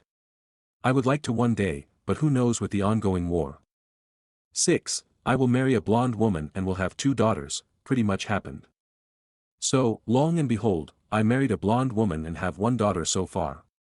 We will definitely have more kids, and it will be interesting to see who the second one is, but it's not like it matters. 7. I will move and live in Finland most of my life. Might happen soon, again. Now here is the gist. This new job I was talking about, governmental one, I could choose between 2 countries to be stationed, and one of them was Finland. But, despite the prophecy, weighing in all factors, I decided to go with the other one. However, this governmental agency is highly proactive in Finland, and there is a very good chance I might end working there. I guess time will tell. But what a crazy coincidence. So that's that so far. I have not heard from him in these past 4 years, and I don't think my mom either. With the war, who knows where he ended up. But if I have any more updates, I will make sure to let you all know. Stories number 22. Aita for refusing to give up my office for my father-in-law. Here's the thing. I, 31F, work from home, and one of our 3 bedrooms is set up as my office. My husband, 33M, and I don't have kids yet, so the other 2 rooms are used as a guest room and storage. Everything's been working fine until recently when my father-in-law, 62M, Jim, had surgery and asked to stay with us while he heals. Now, I'm all for helping family, but here's where things went sideways. My husband and his dad want me to give up my office so Jim can have his own space. They're saying I can just work from the living room or kitchen for a few months while he's here. But here's the problem. My office is more than just a room. It's where I spend most of my day, working long hours, and everything in there is set up for my job. Moving all my stuff to a shared space would mess with my productivity and focus. I offered to let Jim take the guest room instead, but my husband insists that room needs to stay ready for guests, in case his family visits. My husband's upset with me, and Jim's been hinting that I'm being selfish. Aita for refusing to give up my office for my father-in-law. Stories number 23. Aita for telling my sister she can't bring her kids to my wedding after she let them destroy my engagement gifts. I, 27F, got engaged earlier this year to my fiancée, 29M, and we're planning our wedding for next spring. I'm thrilled about this new chapter in my life, but my older sister, 34F, is making things really difficult. For some context, my sister has 3 kids, 10M, 7F, 3F, and they can be a handful. I love them, but she doesn't do much to discipline them. At my engagement party, they completely wrecked the gifts I received. One of them spilled juice all over a photo book my best friend had made for me, another ripped open a wrapped gift out of curiosity, and the youngest knocked over a cake stand. My sister just laughed it off, saying, "Kids will be kids." I was furious, but I didn't want to cause a scene at the time. Afterward, I talked to her privately and asked her to be more mindful of her kids' behavior at future events. She got defensive and told me I was being uptight and that life with kids is messy. Now that we're planning the wedding, I've told her that we want a child-free ceremony to avoid any disruptions. She's furious, saying I'm excluding her family and making her feel unwelcome. She even accused me of being jealous because I don't have kids yet. My parents are siding with her, saying I should be more understanding and that family comes first. But honestly, I just want to enjoy my wedding without worrying about another disaster caused by her kids. Stories number 24. Aita for accepting cake at my friend's birthday party. So this is a bit of a weird one. I, 41M, was at a friend's birthday party on the weekend just past. There were 9 of us at the party including the birthday boy, which is surprisingly relevant. All fake names from here on out. Amy, 30-ish F, one of the guests, baked a cake for the birthday boy. After the relevant party traditions of singing the birthday song, and the hip hip hurraying that happens after the birthday song here in Australia. I went back to talking to one of my friends when Amy came up to me and the other friend with 2 plates of cake and offered them to my friend and I. We both said yes, thanked her, and then she made a really odd face and walked away. My friend and I both said it was weird, and went back to chatting.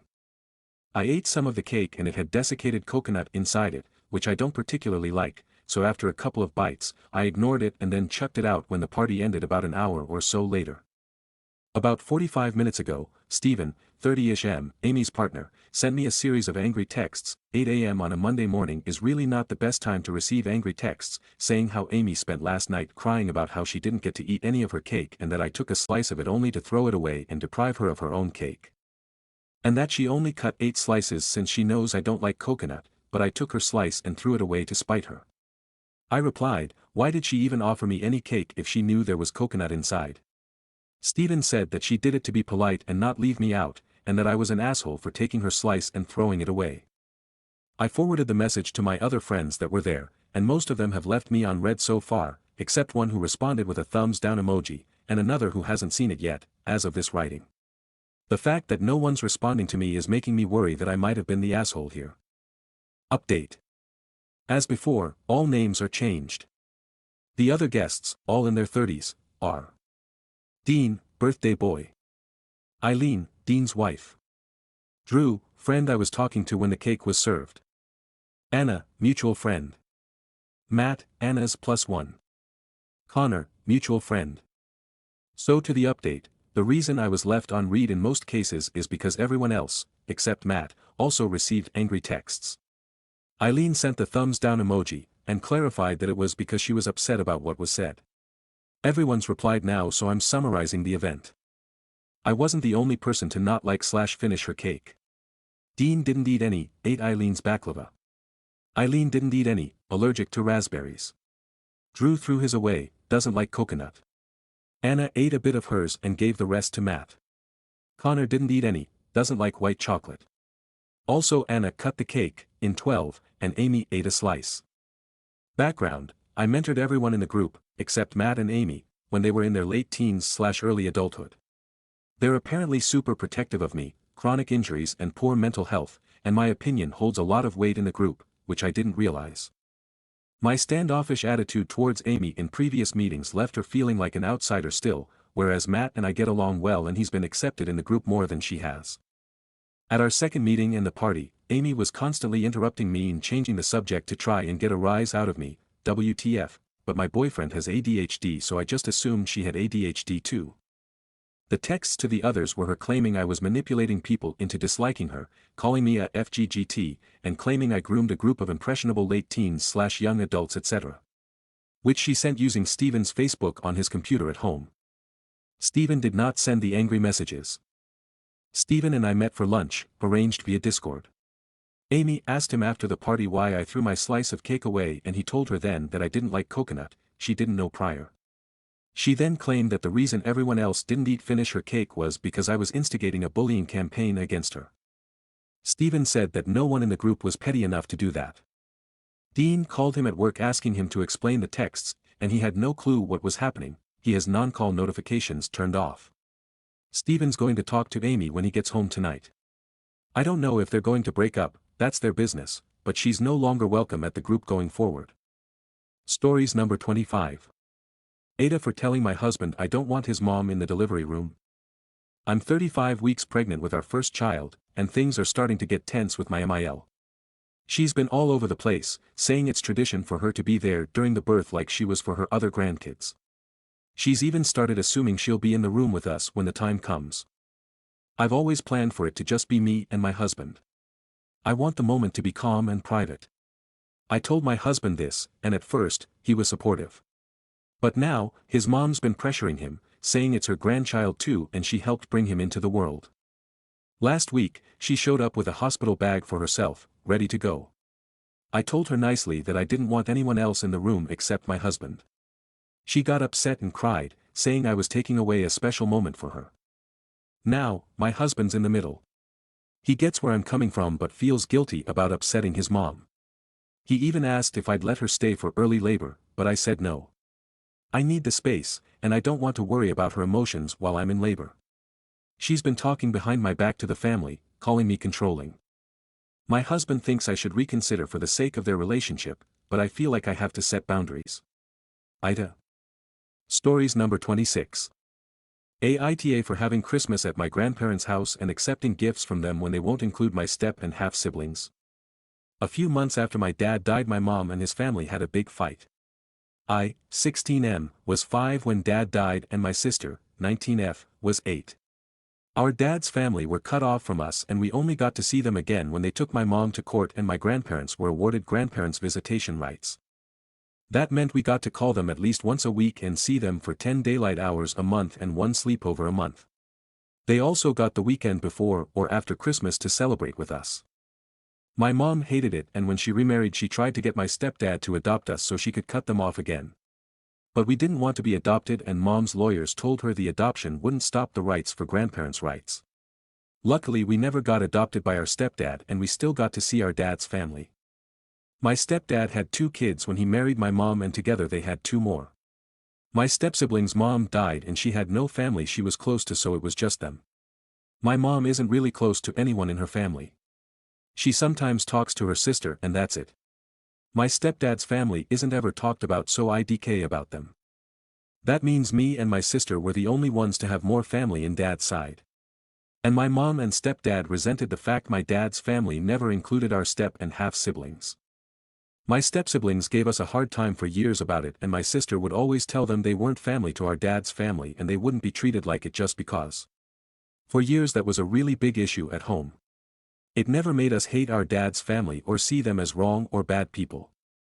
My mom and stepdad were extra pissed off when my grandparents started helping my sister through college and they've given her a lot of money since she moved out. Mom ended up asking about the rest of us and my grandparents said they'd do the same for me but they wouldn't do it for kids who aren't their grandkids. There's a lot of anger because of that. It's not the first thing like this.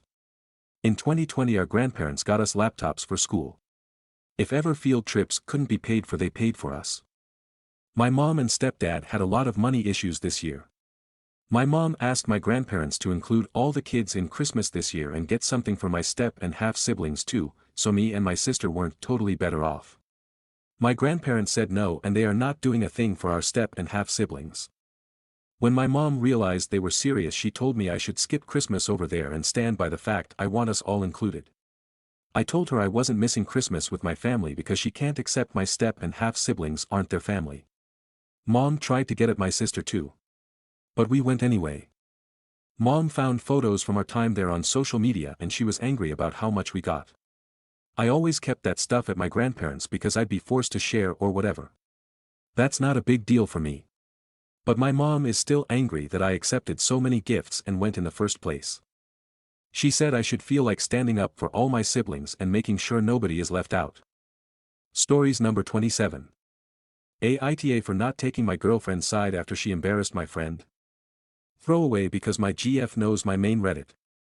My GF, 19F, Fiona and I, 21M, have been together for around a month now, and yesterday I brought her to a Christmas party with all of my friends to introduce her to them. Fiona got along with all of them well, though she was understandably a little shy.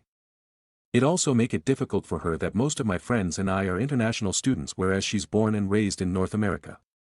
For context, Fiona doesn't like to cause conflict and often is okay with letting things slide to keep the peace. However, if she's angered, she's also the type to say something and can be a bit of a hothead. That being said, she's extremely sweet and understanding, which makes this situation all the more bizarre for me. Fiona was quiet most of the party, occasionally piping in the conversation and letting it take its course around her. She was holding a bag which I found out today is pretty expensive, around $2,700. My friend Celia pointed out her purse and asked where she got it, to which Fiona explained that it was a gift from her parents. At this, Celia asked what Fiona's parents did. Fiona told her that her mom was a stay-at-home mom and her dad worked in the oil field, and Celia made a face and said, "You know, digging oil is horrible for the environment." At this, Fiona asked Celia if the clothes she was wearing was made of polyester and nylon, if she participated in fast fashion, if she took planes, or used solar-powered energies primarily. And then she asked Celia if she drew the line for being environmentally conscious at someone working hard to support their family. Fiona's tone was light, but I could tell she was angry. The rest of my friends laughed and told Celia that Fiona had a point and moved on. But Celia went quiet afterwards and left soon after. This morning, I got a text message from her that Fiona was extremely rude to her and that she didn't feel comfortable attending parties where Fiona was present anymore, and that while she didn't want to tell me what to do, that she thought I deserved someone better and less snobby. When I told Fiona, she went quiet and told me that the reason she snapped at Celia was because she was purposely acting as if Fiona didn't exist and being snide towards her. I tried to argue that Celia never said anything off-putting save for the oil field comment and that Fiona should just apologize to keep the peace, but Fiona refuses and says I didn't pick up on it because I'm a guy and girls have subtext. Now Fiona and Celia are both upset with me and I feel bad for putting them both in this situation. Aita for not picking Fiona's side. Update: we broke up, I'm dating Celia now. Just kidding, I apologized to Fiona for not immediately standing up for her and showed her this thread. She's been reading it for the past 2 hours laughing. She has not broken up with me, and I've sent a sternly worded text to Celia telling her that she was being rude and obviously attempting to pick a fight. Celia apparently tried to shit on Fiona to a couple friends, snidely remarking that she's rude, but they acted confused and told Celia she was mistaken. From what I picked up from conversations with friends, Celia was not in love with me as some people suggested, just jealous of Fiona. Also, it is normal in the country Celia is from to ask about parents' occupation, and Fiona said it wasn't weird for her to ask about where the is purse from as she gets it a lot. I am deeply humbled and will now be thoroughly rethinking the way I behave in relation to my GF. Thanks. Stories number 28. Aita for telling my mom to stop letting my brother get away with stuff just because he's autistic. I, 18F, am the youngest out of 3 siblings.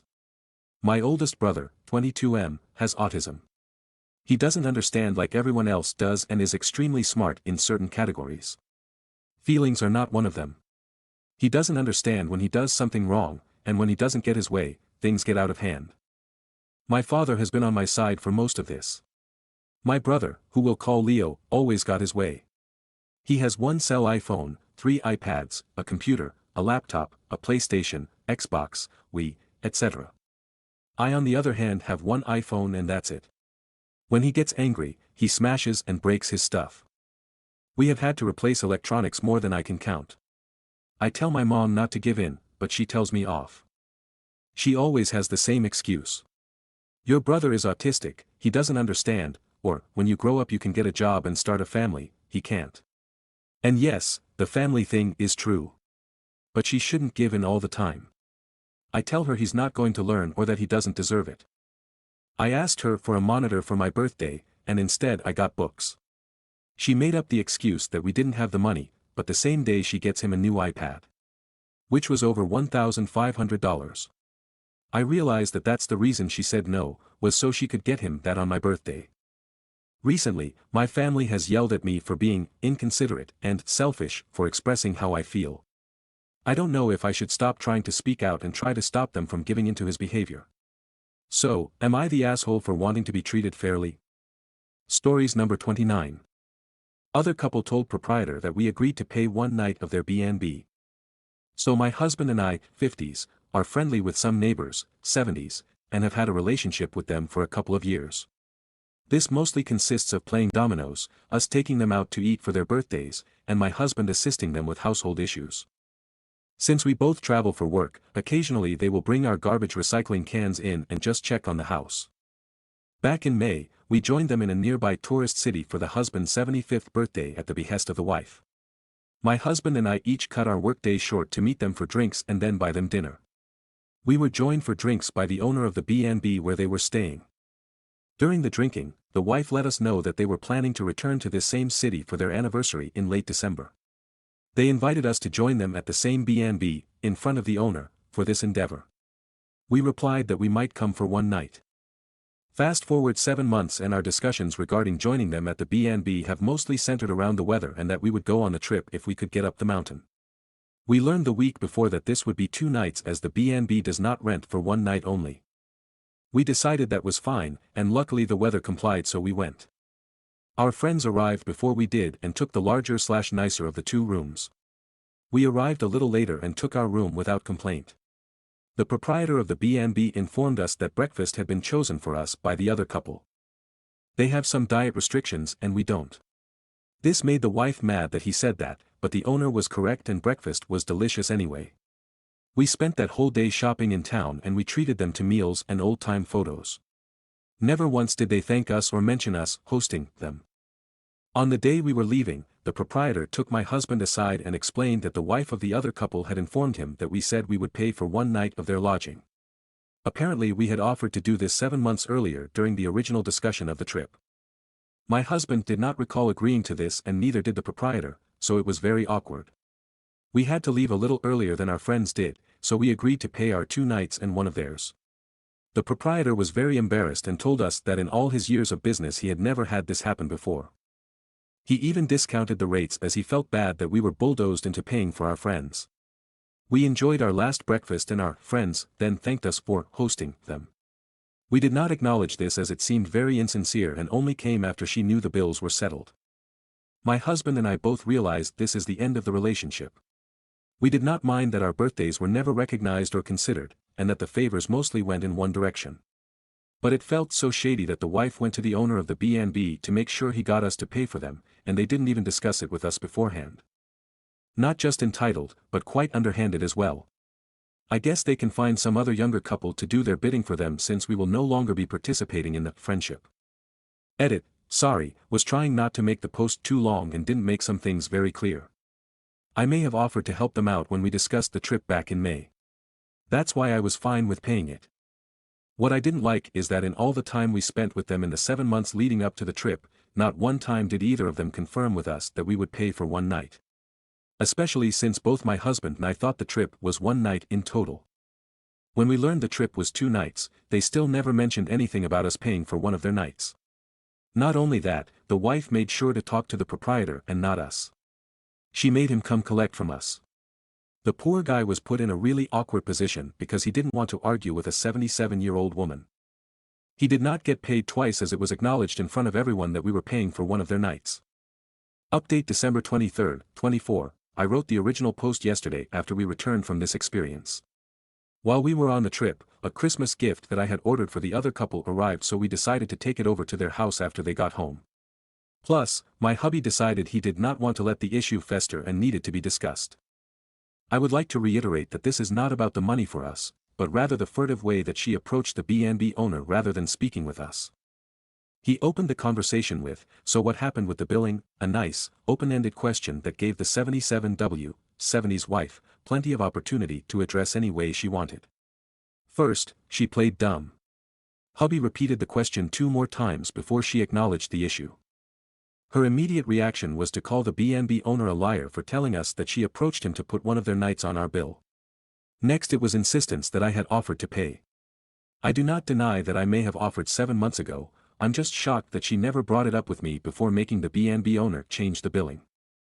Then she resorted to outright lies, telling us that she had thanked us in advance for our generosity/rewriting history to suit her story/covering up other previous lies. It was sad to witness. My very patient husband had enough at this point and simply told them he was very disappointed, turned to me and said, "Let's go." As I turned to leave they handed me a gift bag from the B&B owner with a very nice note and Christmas ornament inside. Yesterday evening she sent an email to my husband only with no apology or regret for her actions. Blamed me for the misunderstanding and continued to trip over her own lies. Sent me an animated Christmas card via email. We are not responding to either as we consider the friendship over. Bonus background that made it easy to end contact with them. While we were at the B&B enjoying morning coffee and chatting, 77W and I had a conversation regarding our respective dog care that went like this. 77W, who's taking care of your dogs while you're here? Me, they are at the boarding place that we always use. We are really happy with them and our dogs enjoy it there. 77W, I hired a woman someone else recommended to stay in the house and take care of the pets. She came over the other day and I showed her the whole house and what to do with the animals. Before she came back over, I booby-trapped the doors for the rooms she doesn't need to go in. Me, what? You're trying to injure the caretaker you hired. 77W, that's not what I meant. Me, you said you booby-trapped your house. Why would you do that? 77W, I mean I set traps so I will know if she went in rooms she doesn't need to go in. Me, if you don't trust her, why would you hire her to take care of your pets and put your whole home at risk? 77W, well I just want to see if she goes in the rooms she doesn't need to. She's sleeping in the master bedroom since that's where the dog's bed is, and I want to know if she goes in the other rooms. Me, this is why we prefer to board our dogs rather than hire someone we don't know to come to the house. But that is your choice. I just wouldn't put my whole home and pets at risk if I felt the need to booby-trap the house. 77W, huffs, puffs, dramatically covers her face, tells me I'm breaking her heart and runs out of the room. Stories number 30. Why are women always expected to forgive their #TTY husbands? Today I was watching a movie of Rachel McAdams. There was a scene where Rachel's character was arguing with her mother and she yelled, "He cheated on you mom," with my friend. Then there was a lot of back and forth. The mom said something that really pissed me, "I stayed with him for everything he has done right." That line cringed me. Like, what did he do right? He humiliated you and your daughter. Ruined her daughter's friendship and made her distant with her family. It's not just that movie, even in many series you will see the woman forgiving their cheating husband because he apologized. Like, even in real life women are always expect women to forgive their husbands for their affair, and if they divorce, they are the bad person for breaking up the family. Movies like these where a woman just forgives their S/O just leaves a sour taste in my mouth. I hardly see people tell the husband to forgive his wife for the sake of children. Like, why are women are always pushed to forgive their #TTY husbands while their husbands get no consequences? Stories number 31. Aita for walking out on a blind date my friend set up 2 weeks after my husband died. I just really need some clarity on this situation. I 23F lost my husband 25 weeks ago to a car accident. He was the love of my life and I'm still not used to waking up without him every day. We have big plans for our future and it all came crashing down in a heartbeat. We met on his uncle's farm, he was a farm hand and it was love as first sight for me. I'm also 4 months pregnant but I haven't told anyone. I was planning on telling my friend when I was feeling better. My best friend Lee 24F has been my shoulder to cry on during this time. She helped me with his funeral and anything else I needed as MNC with my bio family story for another time. She is currently dating Barry 24M. They usually hang out in a trio with Liam 24M. When I first met Liam he hit on me hard, tried everything as in would try and compare himself with my husband, say weird things like our kids would be cuter than if you had kids with my husband. He's also made weird comments like I need a city boy and would motion himself. When I'm a country girl through and through, I typically would shut him down or ignore him, but I would always get dirty looks from Barry. Skip to Sunday night, I got a message from Lee begging me to come to dinner with her because she wanted to treat me as I had been through a lot in the last couple of weeks. Feeling not so shit about myself, I decided to go. When I arrived she wasn't there, so I texted her asking how long she would be and she told me 5 minutes. She's just running late and is around the corner, so I just sat down and ordered a drink. Now 5 minutes comes and she's still not there, so I gave her the benefit of the doubt and waited another 5. When I'm about call her, Liam comes rushing over and gives his apologies for being late. I asked him what's he doing here because I'm waiting for Lee and it was a 2-chair table. He smiles at me and grabs my hand. I ripped it off of him and he just says, "Oh, I asked Lee to set us up now that husband's name isn't a problem, we can finally get to know each other." He looked so cringy and I'm telling you I was floored. I stood up and told him that I wasn't interested and I certainly don't give a flying fuck about getting to know him, and that I just lost my husband. Without a word of a lie, this man stands up and said, I know you're being overly emotional right now, so I'll forgive you for that. Sit down with me. I'm not saying we have to have sex straight away. Or anything. I was disgusted. I shoved past him and went home as fast as I could. When I did get home, Lee messaged me, Sue, how was dinner, with a smirk emoji. I called her, and when she answered, I didn't let her get a word in. I yelled at her, asked her how she has the audacity to do something like this weeks after I just lost my husband, when she's been the one to hold me together this whole time. I asked her what fucking game was she playing, and that the only reason I wanted to meet tonight with her was to tell her I'm pregnant. I just hung up on her and texted her I need time and don't want to be contacted by her for the time being. Last night Barry came to my house and asked to talk. I said no, and that if he didn't leave I'd call the police. He told me that I broke Lee's heart and that I deeply hurt Liam, when now is an even better time to get to know Liam because he could raise my child with me. I opened my door, which Barry took as I wanted to talk. Instead, I hit him with my shoes and chased him to his car screaming. I'm actually embarrassed I did that. All day today I'm being flooded with messages from friends and the trio themselves shaming me for pushing the people who care about me the most away, and that they don't even regions the person I've become. The only thing that hurts me most is that my husband would know what to do. He would tell me how to fix it, and now I have no one who I can talk to. I'm just so numb inside. I have a therapy appointment tomorrow, but I'm thinking of calling my husband's mum even though we've barely spoken since the funeral. Any advice is appreciated. Please exude any typos. I'm just so exhausted. Edit. I made a new account for this post as some friends have my main and I'd rather have some time to grasp this whole thing before I answer anyone personally. Thank you. I have a small updated on another post. Update, Aita for walking out on a blind date my friend set up 2 weeks after my husband died. Hello all and thank you. I just wanted to start off with I called my Mill Louise. After making the post I thought that I needed to tell her about baby because just like some of you said, she is overjoyed about the news.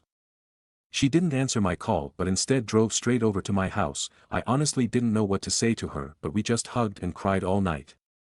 I didn't have the best delivery about how I am pregnant, probably due to all the crying, but she just light up and was so happy. It's the first time I've seen her be this happy in all the time I've known her, so at least I have some support.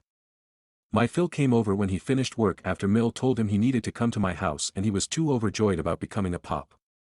Louise offered to have the baby and I move in, and I agreed. She said that I can sleep in my husband's old room, which was a little bittersweet. When I told her what was going on with Liam and Barry, she was furious and told me not to worry about it because they, Mill and Phil, have my back. After a lot of even more crying, Phil told me that my husband would be so happy to have this baby grow up on a farm like my husband did. Overall, our conversations last night was something I needed. Now I'm just going to answer some comments. 1. No, this isn't fake, and if you choose top believe that, then that's fine, but don't be dragging my husband when you don't even know him. Liam didn't kill my husband. It was a car accident and my husband died on impact. Nothing crazy went on, it's just awful, but is as simply as that. 2. Lee was my friend for a long time. She was genuinely there for me when I went NC with my parents, and I thought she was a decent friend. Now knowing the truth, there is many things I can think of that she did that are red flags. Personally, I think I ignored them because I have never been close to anyone like that other than my husband.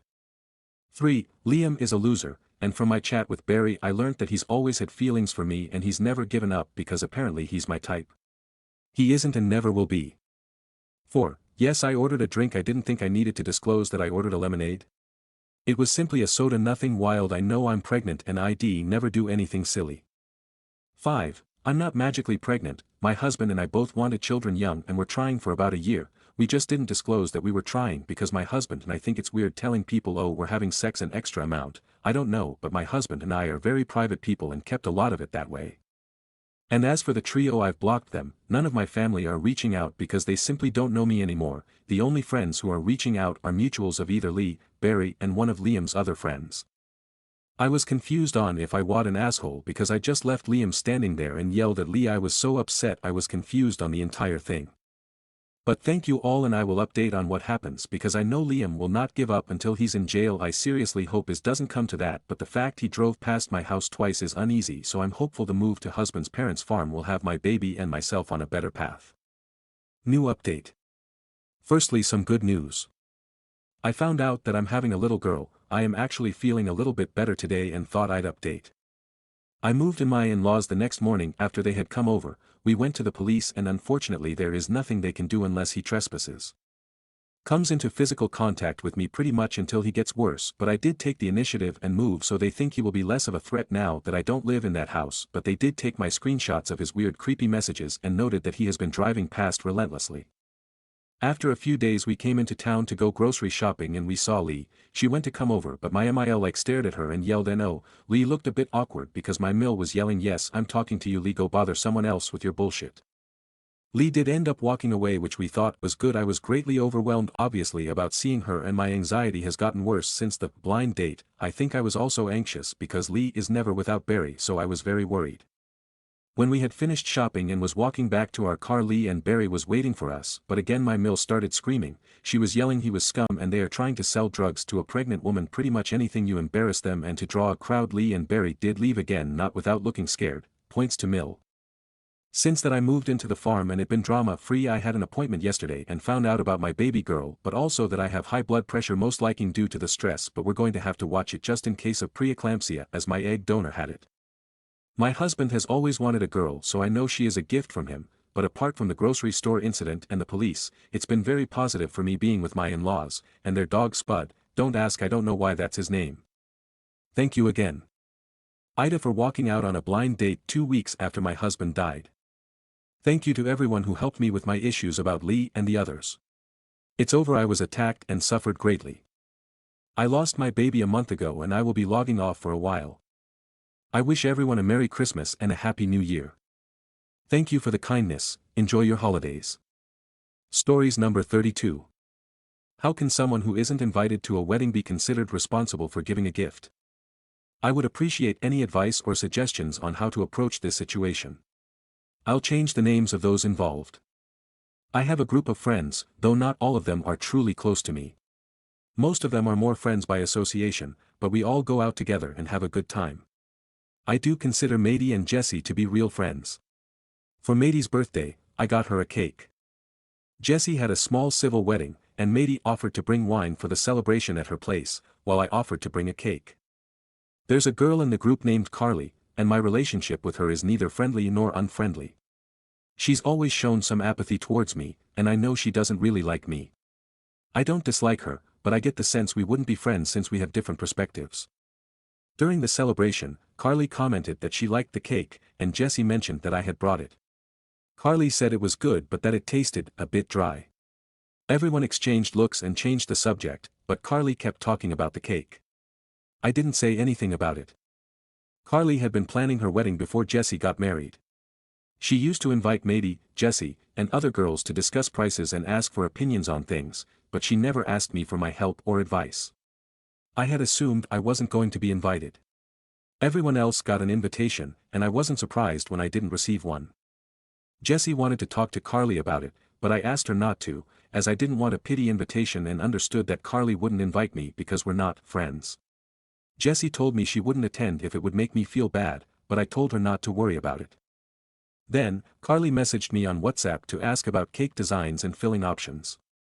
I thought she already had that figured out since her wedding was coming up and she'd been planning it for a while. I sent her the catalog, and she commented on a few options she liked.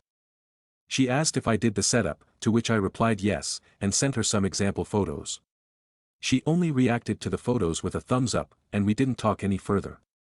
She didn't ask for a quote or schedule a consultation, so I assumed she wasn't interested in my service. This was over a month ago. Today, we went out to eat, and everyone was talking about the wedding. Her fiancé asked who I'd be bringing. I'm single, so I told him I wouldn't be attending.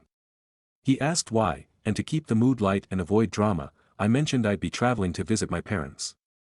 He understood, but Carly asked me when I was leaving. I told her I'd be leaving on Wednesday, and she said, "The wedding's on Saturday, how are you going to set up the cake and desserts?" I asked which cake she was referring to, and she replied, "The one you're bringing to my wedding." I told her we didn't have anything scheduled, and she insisted she had our messages. I clarified that I had only given her options and set up photos, and since she didn't follow up, I assumed she wasn't interested. Her fiancé asked if anything could be done about it. I explained that the bakery requires a contract and a deposit. Mady asked if Carly had paid a deposit or requested a contract. Carly replied, asking why she would need to, since it was my wedding gift to her and that I should make sure she had her cake for Saturday. I explained that I don't handle the bakery's schedule and that, with the wedding so close, they wouldn't accept a new order. Carly seemed upset and looked very uncomfortable. I asked for my bill, paid, and said goodbye, saying I needed to go. I really don't want to lose my friendship with the group since I'm not from this city and I've felt comfortable with them. I don't want this to create tension, but I also don't know how to handle conflicts. I know it's a bit sad that I can't stand up for myself and would rather avoid confrontation. Matey told me that after I left, Carly said it wasn't fair for me to back out after agreeing, and some people in the group hinted that maybe I didn't want to go to the wedding because I didn't want to give her the cake. Jessie said I wasn't invited, and Carly replied that she had invited me. Update. I read a comment that this is how updates are done here. I hope those who gave me advice and asked for an update can see this. To those who asked why I didn't stand up for myself and let things get so out of hand, as I mentioned before, I don't like confronting people. I get nervous, feel like I can't breathe. When I had presentations in school, I used to throw up before and after each one. Sometimes, I've even kept items I didn't order or didn't want just because I was too embarrassed to exchange them. I've been in therapy, and thanks to that, I'm now able to work as a cashier in a bakery. I don't think I could have done that before. I've come a long way, but I still get nervous speaking in public. I have a younger sister, and she used to go everywhere with me. I'd give her the money, and she would pay because just talking to the cashier would leave me breathless. I know people often feel sorry for those who seem weak, and I don't want to be seen that way or treated condescendingly. Someone sent me a private message asking our ages. I'm 21. Matey is 30. Carly is 30. Anna is 31. Carly's fiancé is 31. Jessie is 30. I hope that helps clarify a bit more. Now, here's what happened next. Someone suggested what I could say to Carly, and I sent it to her. She replied saying she thought I wouldn't mind and that I owed her a gift anyway, and she'd chosen the cake as her gift. I replied that only guests are responsible for giving gifts. She asked what I meant, and I clarified that she hadn't invited me to the wedding. She left me on read. I messaged her fiancé something like, I don't want to cause drama or any misunderstandings, but I didn't commit to giving her the wedding cake. I sent him screenshots of our conversation, and he called me right away. He apologized and said he thought it was odd when Carly told him I had offered to give her the cake. I mentioned it seemed even stranger to me since I wasn't even invited. He asked if I was serious, and I told him yes, but that I wasn't upset and understood if it was something private. He apologized again, and we ended the call. Around noon, Carly messaged me saying I was making a fuss over nothing, as if I couldn't just give her the damn cake. She didn't understand why I was being so sensitive, saying I'd given Matey a cake and Jessie one as well, and asked me to explain why I couldn't do the same for her. I replied that Matey's cake was a birthday cake and, although Jessie's was for her wedding, it wasn't a wedding cake. Carly answered that it didn't matter what the cake was for. I told her if that was the case, she could buy one from the supermarket. She started typing, but I blocked her before the message came through. Then, Carly sent a message to the group with only the part where I told her to buy it at the supermarket, saying it was insulting and showed how little I valued her wedding, so no one could say she was the bad one. I responded to the group with a suggestion someone gave me in a comment, which I adapted a bit. Hey everyone. I want to clear up some confusion and rumors. I won't be attending the wedding because I didn't receive an invitation. I understood and made other plans for that time since the rest of you were invited. I'm not hurt or upset, it is what it is. The confusion about the cake is as baffling to me as it is to you. I only provided information on models and fillings from the place where I work, and that's all. I don't understand why it's expected that I cover a cake for a wedding I'm not invited to. It's true I suggested the supermarket, as she said the purpose of the cake didn't matter. I hope this clears everything up. I wish you all a wonderful time celebrating Carly and her fiancé. Congratulations in advance to the happy couple, and I hope those not involved don't feel caught in the middle. I posted screenshots where she reacted with a thumbs up when I sent the samples, along with all the conversations from that day and today. After a while, someone commented that the group wasn't meant for this kind of drama and that we should resolve it privately. Matey jumped in and said, Carly demanded the cake in public, so it's only fair that everything is explained publicly. Another girl, let's call her Anna, commented that's not the way to ask for a gift. Carly saw everything and sent a voice note saying she didn't know a simple cake would ruin my finances but that it was fine and that I shouldn't have shared everything in the chat. Then, she sent a second message saying that when I get married and don't have friends who can help me out with things from their jobs, I'll understand what it's like to be without support. A guy replied tagging her, you didn't invite her. Carly responded saying she had sent the invitation. Another guy asked, do you have the confirmation? There was no reply. Carly, no, but she should have told me when she saw she didn't get the invite.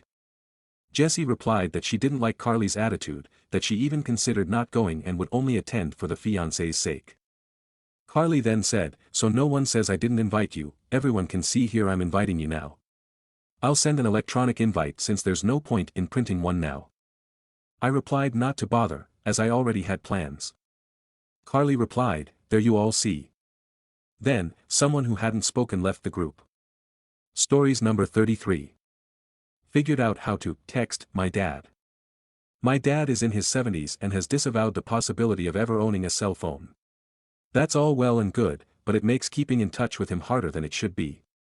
Yesterday, after taking a photo of my Christmas setup, I had the bright idea to attach the photo to an email and write, Christmas at my place, photo, in the subject line. No body text. I wondered if he would get it versus thinking I had forgotten to include a message. He loved it. And wrote back in a way that showed he understood. We traded a few similar texts back and forth today. I'm thrilled to have figured out an easy way to keep in closer touch with my dad. Stories number 34. Aita for responding to public accusations with public receipts. Merry Christmas time and welcome to Insane Family Drama. Yesterday my estranged son, 25, posted unblocked me and then posted a screed on FB accusing me of being a poor father and man. He laid out a series of events he claimed proved I was a dirtbag. He invited me to respond. I responded to each allegation with context, facts, and receipts, to include police reports and emails which revealed his behavior that led to his abuse. His behaviors included lying, multiple cases of sexual assault of a minor, including his stepsister, physical assault of a minor, his sister, multiple restraining orders at the university he attended due to inappropriate sexual behavior towards other students, and his choice to repeatedly ignore healthy boundaries we set for our home, thereby re-traumatizing previous victims. These are factual, not hyperbole and not opinion. If I can't back it up with evidence, I try not to say it. I reminded him that our door is open and he is welcome to engage with us privately if he wishes to resolve the past behaviors and move forward. He is allowed to change and grow and we look forward to that day. The replies to my response have grown and primarily are calling me out for publicly airing dirty laundry. None of the replies acknowledged that my son, 25, publicly posted dirty laundry, asked for a response, and is choosing to leave the post and my response up on his FB page. He can delete either at any time. So, Reddit, Aita for responding publicly to a public attack. For those who think I oughta, please help me see what other choice I had to respond in a more constructive way. Stories number 35. Aita for going off on my sister after what she said. Update 2. Update 2. This is not an update I wanted or planned on making, but more has happened. This happened a month and a half ago. But first I do want to say we got the house we went to see in the last update. We were packing to move when this happened. I blocked those aunts, uncles and cousins who wouldn't get off my case and my sister Marie and went NC like the earlier update said, but unfortunately it didn't last long. Marie showed up at my place while my boyfriend was gone. I was outside doing some yard work for the last time before we moved, so I didn't let her inside, mostly because I wasn't sure what she wanted, but I also wasn't trying to let her inside mostly my place as I didn't want her around me, let alone in my place, and her wreck it if she got mad because we'd have to pay for it. I asked what she wanted and she said, why are you making this such a big deal? I asked for $35 to $40. It's not much to you, God, you make that in like what, 2 or 3 hours at your job. And you blow up and block me and the family members trying to get you to see reason. I looked at her and said, this is your problem, Marie. Dad spoiled you so much you don't even know what the real world is. God, you're so self-involved it's suffocating because you just have to suck the air out of every room you walk into. You think that 2 or 3 hours isn't a lot? Well, you're right, one thing that's not a long time, however it's a lot of work in just 1 hour, and I work 10 hours a day and work overtime. I have bills and responsibilities, something you don't know anything about. I have a life and things I want to do with it. And being a personal ATM for you is not on my bucket list. I've done my fair share for you.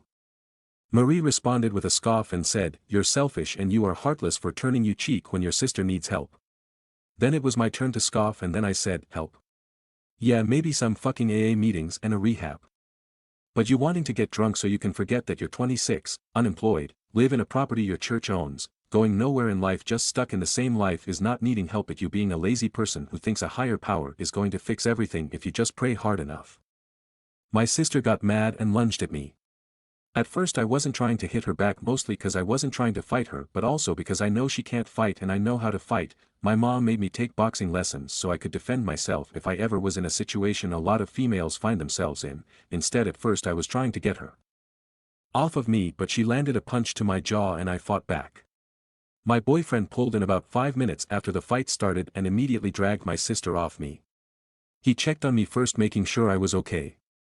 I had a busted lip and some minor scrapes and bumps. My sister was bleeding from her nose, mouth, and she had some bruises already forming. The cops were called by a neighbor who saw the fight. Luckily the cameras at our place that were facing the outside where we were caught everything, even the part of me trying to get her off me without hurting her. The cops determined I acted in self-defense because I didn't hit her until she hit me in the jaw, after she had already me 3 times before she hit me in the jaw. The real decision came when the cop turned to me and asked if I wanted to press charges on Marie. I looked at my boyfriend and then to the cop, then to my sister. I knew she needed to finally face consequences to her action, but at the same time she was my sister at one point. I cared about her like she was my sister, and everything I had done as a teenager for her came rushing back. All of it I did for her because I wanted us to be okay. My boyfriend could tell I was conflicted and pulled me aside and asked me what was holding me back. I told him I knew she needed to face her consequences, but it was hard to say yeah, charge my sister and put her in jail. My boyfriend said he knows that she's my sister, but what she did was wrong and she needs to face it. We went back and forth with me overthinking and him calming me down. Once I did calm down, I went back to the cop and looked at him with a straight face and say, I want to press charges. It's about time she learned her actions have consequences. The cop said it likely was not going to be a long sentence if any jail time is even given, but she will at least get probation for a few years and a ton of community service hours. But it wasn't about the jail time for me, it was about finally making my sister pay for something she did. She did spend 2 weeks in jail waiting for her court hearing and then got probation and community hours like the police officer had said. None of the family members that were asking me to give her the money anyway have gotten hold of me, as they can't, and I don't care if they're mad. Like I mentioned earlier, my boyfriend and I did get the house we spoke with the realtor about, and we have moved in and started settling in. We love this house. It's exactly what we wanted and we are so happy. We have decided to wait for a bit on expanding the family to just enjoy our new home together for a bit, which I honestly didn't mind at all. We have spent a lot of time buying furniture for our backyard, decorating our house and making it ours, added 2 sibling Pitsky puppies, Calypso and Rocky, to the family, who also love our fenced-in backyard and cuddling in our laps or chasing our friends around the bonfire in the backyard. I no longer feel the heavy weight of Marie and all the drama anymore, and best of all, my sister and NC family members don't know about this new place. Stories number 36. My wife is currently attending a wedding that didn't invite spouses. My wife is currently at an ex-coworker's wedding that didn't invite spouses.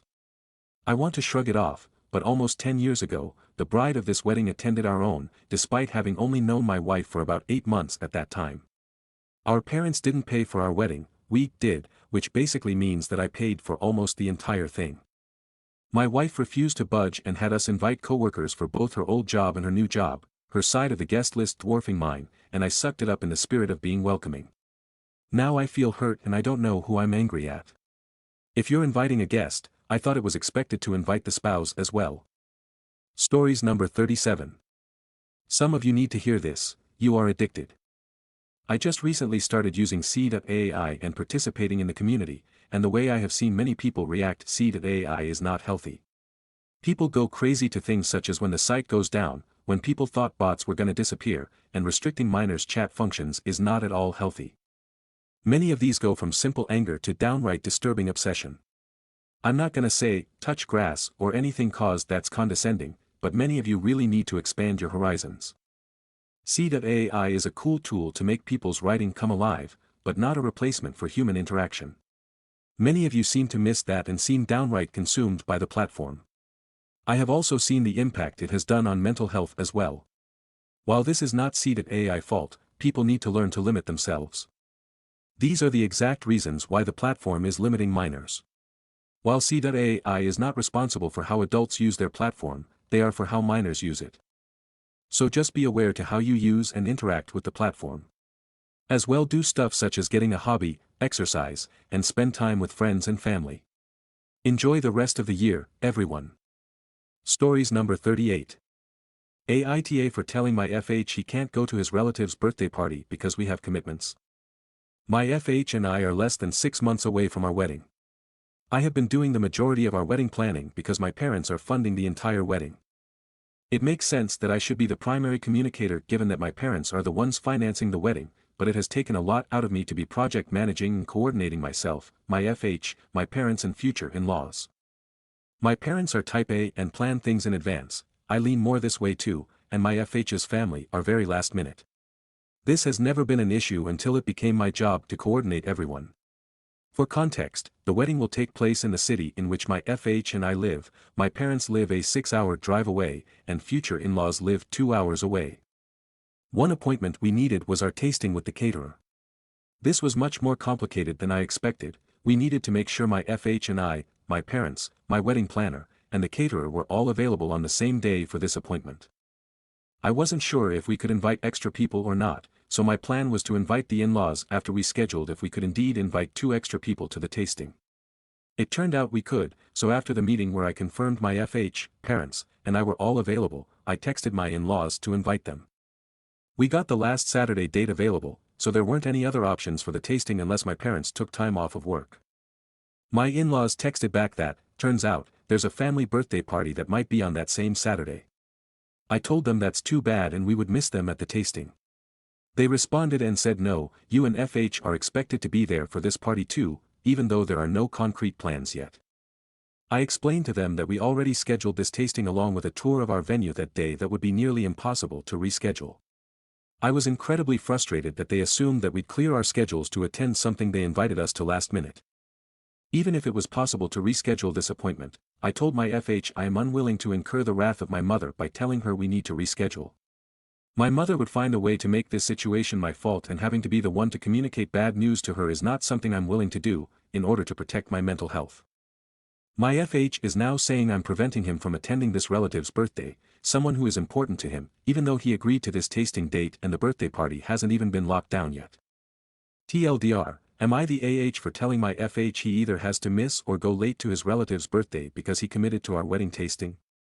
I suppose I could be because of my unwillingness to deal with my mother to reschedule, although, in this situation, I don't think it's reasonable or worth it to jump the gun and tell my parents to reschedule when this hypothetical birthday party isn't even set in stone yet. Stories number 39. Aita for immediately donating the gifts my stepmother bought for my children. I, 34F, have no contact with my stepmother, Mary. Long story not worth explaining, edit, I loosely explained in a comment. It's been 5 years since I cut her off from my and my family's lives. As such, she hasn't seen my son, 8M, since he was 3 years old, and she's never met my daughter, 4F. Throughout the years, she has attempted to contact me and my kids several times. My father used to help her sometimes. He'd tell me how awful she felt, how much she wanted to meet my daughter and that the kids needed their grandma. I've never considered her a grandparent, as both my mother and mother-in-law are active in their lives. Several fights later, my father apologized and stopped assisting her, but Mary still tries to get in touch with me every now and then. I always state I have no interest in seeing her or allowing her to be a part of my children's lives. My son's birthday was in September. The day of, neither of my kids were home, a large box was delivered to our building. I opened it to find more than a dozen new toys for my children, along with a note that read, "Grandma Mary loves you both." As I later found out, she had bought the toys on a recent trip to the US. I couldn't think of that as anything besides a manipulation tactic. My children are barely aware that she exists. Why would she send them both a box full of toys on my son's birthday? I also think she planned the delivery for a time she thought the kids would be home so that they'd see the toys immediately. Either way, my husband and I decided not to keep any of the toys. We donated them all throughout October. The kids never saw any of them. Last week, my father called me. He said Mary had just told him about the toys and wanted to know whether the kids liked them. I told him the truth, and we had an argument. My father called me cruel and ungrateful for what I did. He said he understands Mary and I don't get along, but she still cared enough to spend hundreds of dollars on a loving gesture for my children, and the least I could have done was let them know about it.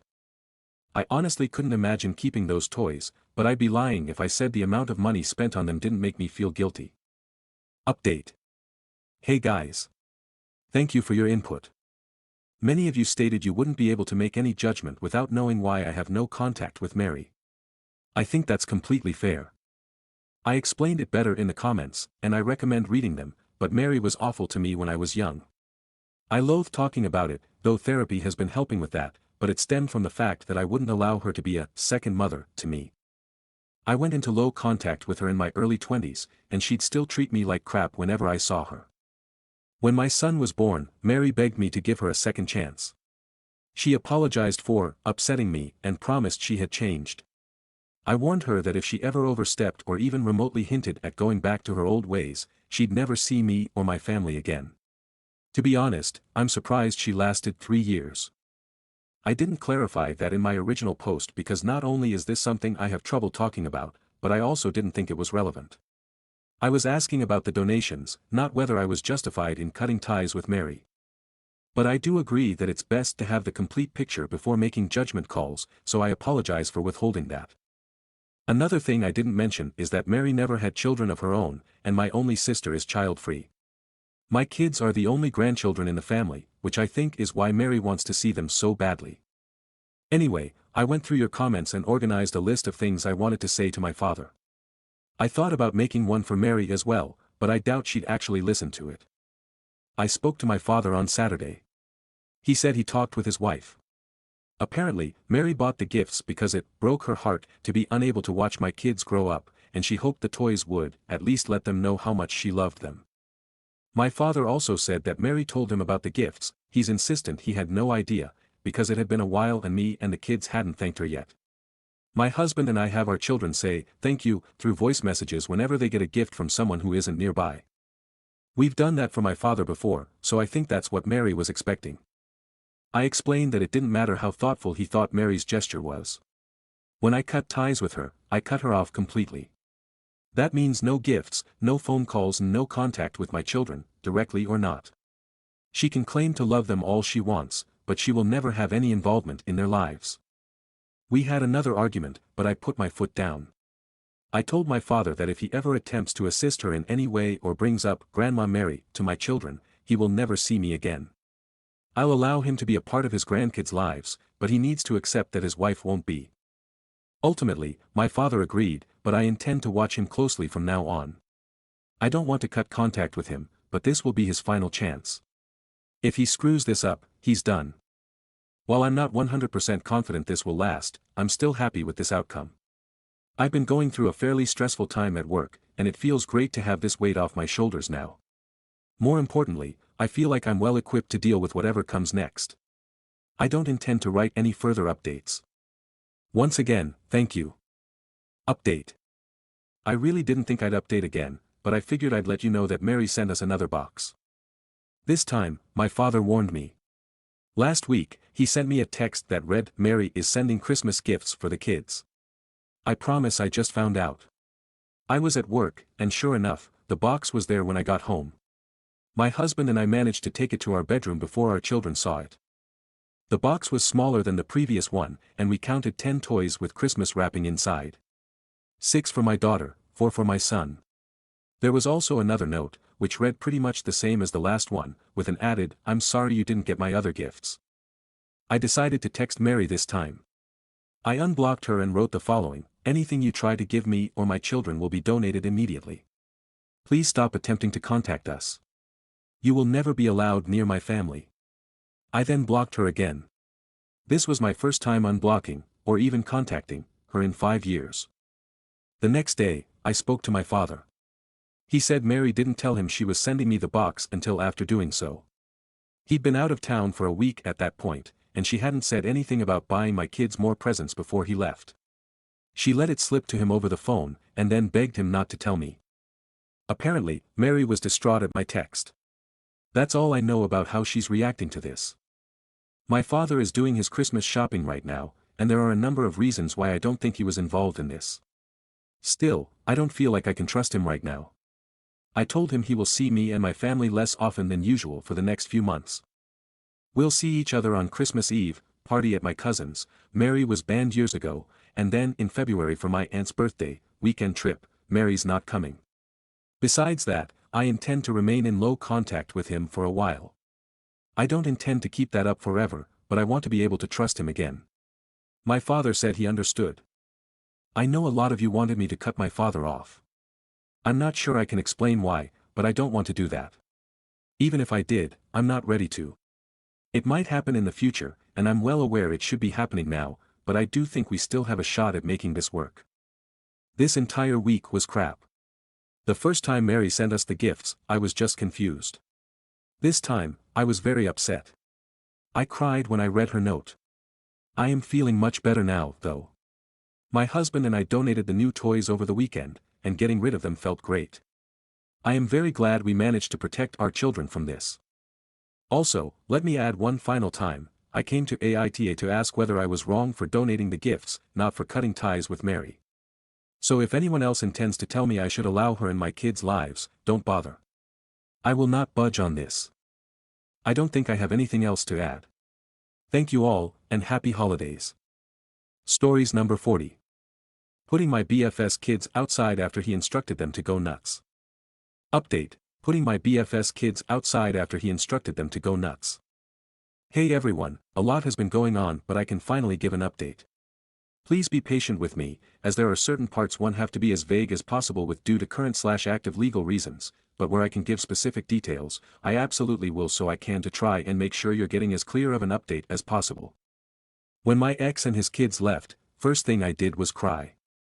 Then swept up my mom's ashes and broken urn into a plastic container and vacuumed up the leftover remnants which caused me to throw up afterward, but I couldn't stand the thought of my mom not being whole. I put it all, vacuum included, beside my bed until I could calm down enough to think straight. When I did calm, I mourned anew. I couldn't bear to be away from my mom even for a second, so I stayed in my room with her. I work from home and had to take time off since I couldn't stand to leave my bed because I was beating myself up so badly for allowing this to happen. Yes, I absolutely blamed myself. We, my mom and I, stayed together like that for a couple days. I realized I was not okay mentally, I was heading towards in a depression. I called my therapist and scheduled an emergency phone session because I refused to leave my room, let alone my house, for anything.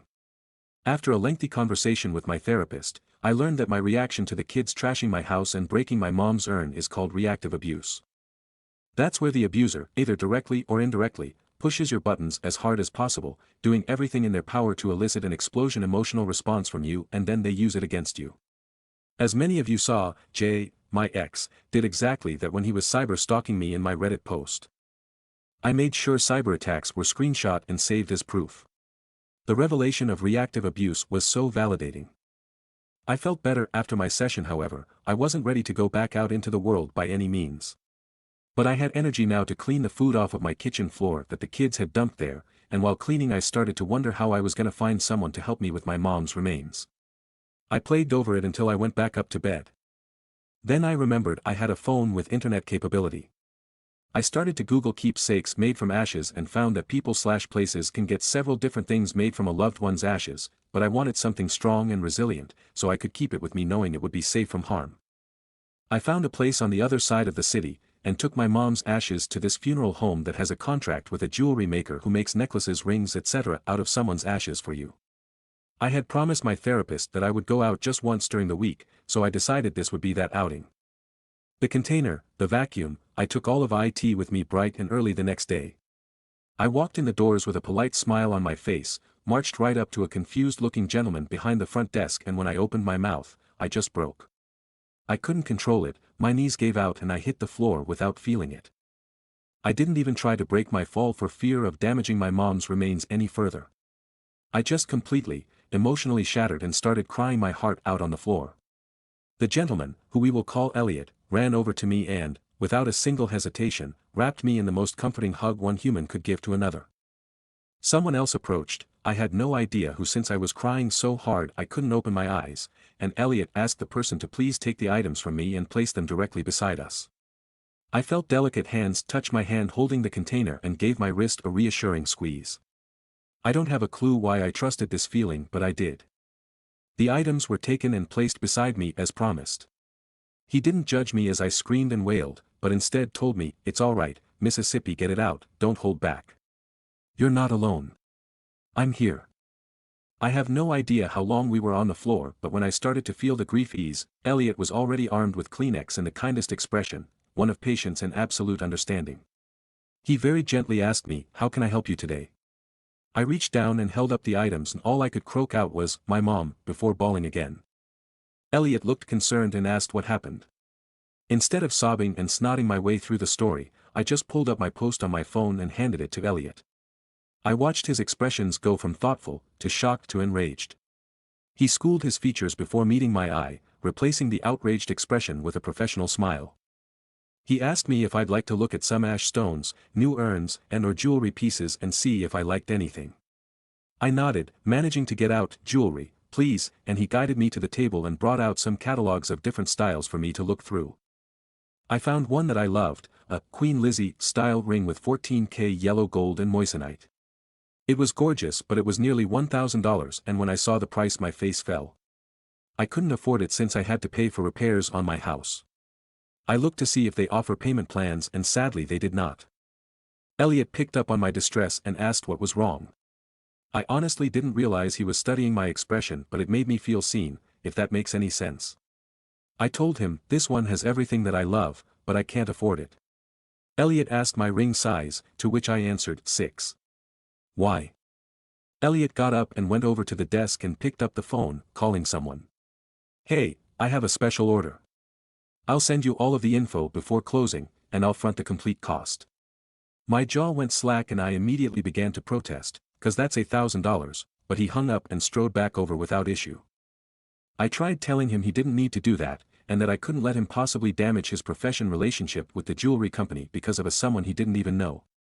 Elliot assured me it was no issue because the jewelry maker was someone very close to him and it was the least he could do after all I'd endured. I told him I'd make payments to him in return. He tried to argue, but I insisted and stated I wouldn't be okay taking advantage of his kindness. He told me the only thing he required was knowing he'd helped a customer. This man didn't know me from Adam, and he just gifted me the most precious thing I could ever ask for. I didn't know what to say except to thank him over and over again. He got forms and I filled them out, and when it came time to hand over my mom's ashes, Elliot let me take my time, again being the kindest person I think I've ever encountered before. He took my mom, in both the vacuum and Tupperware container, and told me sweetly that the next time I see my mom she's gonna be shining with happiness to be reunited with me. He believes our loved ones stay with us and give us little winks to let us know they're there. He told me that my mom was in excellent hands and he would treat her with absolute love and respect. He also told me he'd take what was in the vacuum and put it with the other ashes, asking if I'd be okay waiting. All I could see in that moment was a cloud of ashes in the air, and the aftermath of my mom's urn shattered on the floor back at my house, and I told him I couldn't handle the thought of her ashes being loose again. The door chimed as someone else came in, and since I didn't want to cause a scene by breaking down again, I told Elliot to hold on to my vacuum and I'll be back for it the next day. I left immediately after that. The next day came and I didn't go back. I was so embarrassed over my meltdown that I couldn't bear to go show my face right away. I did call, though, and let Elliot know that I was going to come back and pick up the vacuum as soon as I could and apologized profusely for my behavior. Elliot was more than understanding and asked if it would be alright if he called and checked in on me. I wouldn't be cut out for this job if I didn't care about my clients. The thought of this kind gentleman calling me and checking in on me made me feel many kinds of ways, but more than anything it made me happy to have someone go out of their way to show they care, so I agreed. Over the next 3 weeks I was busy getting damage assessments, repair quotes and estimates and finding a lawyer to sue my bastard of an ex into the ground. The cost is in the thousands, including the food they pulled out and all over my kitchen floor that I had to throw away and replace, walls that needed repainting and holes that needed patching. During those weeks, though, Elliot would call every couple of days and check on me. Not in an overbearing way, but in a very genuine manner. When he would call, I would tell him I hadn't forgotten the vacuum and that I'd be by to get it. Elliot would say it's okay but would jokingly tell me that he would be using it to clean as a form of payment for keeping it, and that always made me laugh. It actually became an inside joke for us, with me saying, "Enjoy it while it lasts, it's an OREC," and him saying he'd provide services when the vacuum finally died. I noticed our conversations were getting longer and longer, and honestly it was nice. It was nice having a new friend to talk with about everything. He always listened patiently and offered very grounded advice. Then one day, maybe about 4-ish weeks post-breakup, I got a call from the funeral home but I didn't answer. Not because I didn't want to, but because my ex's son, who we'll call Jacob, showed up alone at my house out of the clear blue sky. I opened the door, saw Jacob and was immediately looking for James. My ex Jacob started talking in a rush. My dad's not here, Bonnie, just me. I promise he doesn't know I'm here. We didn't know you would hate us, Dad told us to. Bonnie, you have to believe me. I'm so sorry, please don't hate us, we're all so sorry. I was in shock for a solid 60 seconds before ushering him into my house and sitting him down. He told me that he'd taken the bus all by himself, he's only 10 and had Googled what bus to take, and that his dad had been busy lately figuring out how to dirty my name as payback for my social media posts and for dumping him. This part one have to omit details for because of the current court case going on, but Jacob told me that his dad had been taking things of mine for later use. Again, omitting how Jacob came upon the information, but his dad had pics of my checkbook, my credit cards, written down my personal and professional emails, and had taken things like a razor from my shower, a package of my makeup wipes and a box of tampons from my bathroom cabinet. I remember asking my ex about those items when I had discovered them missing, but my ex always said he didn't know what I was talking about or where they went. I chalked it up to my ADD and being busy, so I didn't worry about it and simply got the items again when I went back to the store. But now I know it was my ex's attempt to mess with my head, just like him calling me Bunny, when I hate that nickname. For the record, my name is Bonnie. My ex had also apparently never gone to the store but instead went to the gas station up the street and came right back. Asterisk background info on the unwanted nickname, feel free to skip. A teacher mispronounced my name once and called me Bunny during roll call. After that, kids used it all through middle school to mess with me, story for a different time, but I told him about the bullying one day while we were just coming out of our honeymoon phase. He told me he would help me take back my power by using it as my pet name. When I told him I'm definitely not your little bunny, my ex stonewalled me for a good 3 days, leaving my texts on read and ignoring my calls. I was finally fed up and said that if he was gonna act like this and not communicate or respect me for not wanting to be called that, then we should part ways. He texted back almost immediately saying he was hurt that I couldn't see how much he cared for me and how he was just trying to help me get over my dislike of the name, because the dislike and aversion to the name means my former bullies still had power over me. He was crushed I didn't want to work together, hurt that I couldn't see the good he was doing, and gave some bullshit reason for why it was good that he ignored me those 3 days. Thanks to therapy and deconstruction, I see now just how massive of a red flag this was. Asterisk. The part that made me stop everything and immediately call the police was when I noticed some not normal marks on Jacob. I can't say much, but I'll say that my ex kept disciplining all 3 kids daily since the breakup because they overplayed their part, and that was why I dumped him and left the family. I assured him that was not the case and hugged him tightly, promising him that I didn't hate him, I hated his dad for what he tricked them into doing. Now, I can't say much about the events that took place after I called police, since cases are still actively open, but I will say the kids were removed and placed with a relative, and I was granted my restraining order. X was charged with several things, including malicious mischief, contributing to the delinquency of a minor, and second-degree abuse of a corpse, as in my state, the term human corpse covers any part of a human body. Cremated human remains, often referred to as ashes. Any part of the ashes from a cremated human body. When the 8 weeks needed to make my mom ring were up, I was preparing to drive over when I got a knock on my door. I'd finished a particularly long and cathartic teletherapy appointment and ordered Thai food, so I thought it was my tom yum soup at my door. I opened it to see Elliot smiling softly at me. I don't know why it took me so long to realize how handsome Elliot is, but he is. Imagine Zayn from One Direction but without tattoos, and with longer hair and a well-trimmed beard. He was striking in his black suit and dark green tie. I admit I was gobsmacked for a few seconds, also drooling on the inside, but when I found my voice I managed to say, oh so poetically, gah. Elliot just smiled more and said, I hope you won't think me too forward, but I wanted to deliver this in person. My mind was a whirlwind trying to process everything. How did he know where I live? Oh duh, the forms. Why is he here? Oh duh, he just said he wanted to deliver it in person. My brain was a delightful tornado of thoughts until he lifted a ring box. He presented the ring to me and it was even more beautiful than the catalog picture. And sure enough, it was super shiny. I sucked in a breath and teared up immediately, saying, my mommy's ring. Elliot held out his other hand and asked, may I? I nodded and he slipped the ring on my middle finger. He admired it, asked me if I was satisfied with the services provided, of course I was. Thanked me for trusting him with my mom, then told me he'd head out to give me time to process and heal anew. He then gave me a wink before letting my hand go. Before I could say anything resembling coherent language, he held up my vacuum for me to take and then bid me a good afternoon, ever the gentleman, and telling me he'd call me in the morning to see how mom and I were doing. In case you were wondering, we are not dating, I am nowhere near ready for that, but we have been spending time together over the past year and have gotten close. When I started legal action against my ex, I had no idea it could be dragged out for so long. The most experience I have with anything court-related is when I got a parking ticket about 2 or 3 years ago, and went to traffic court.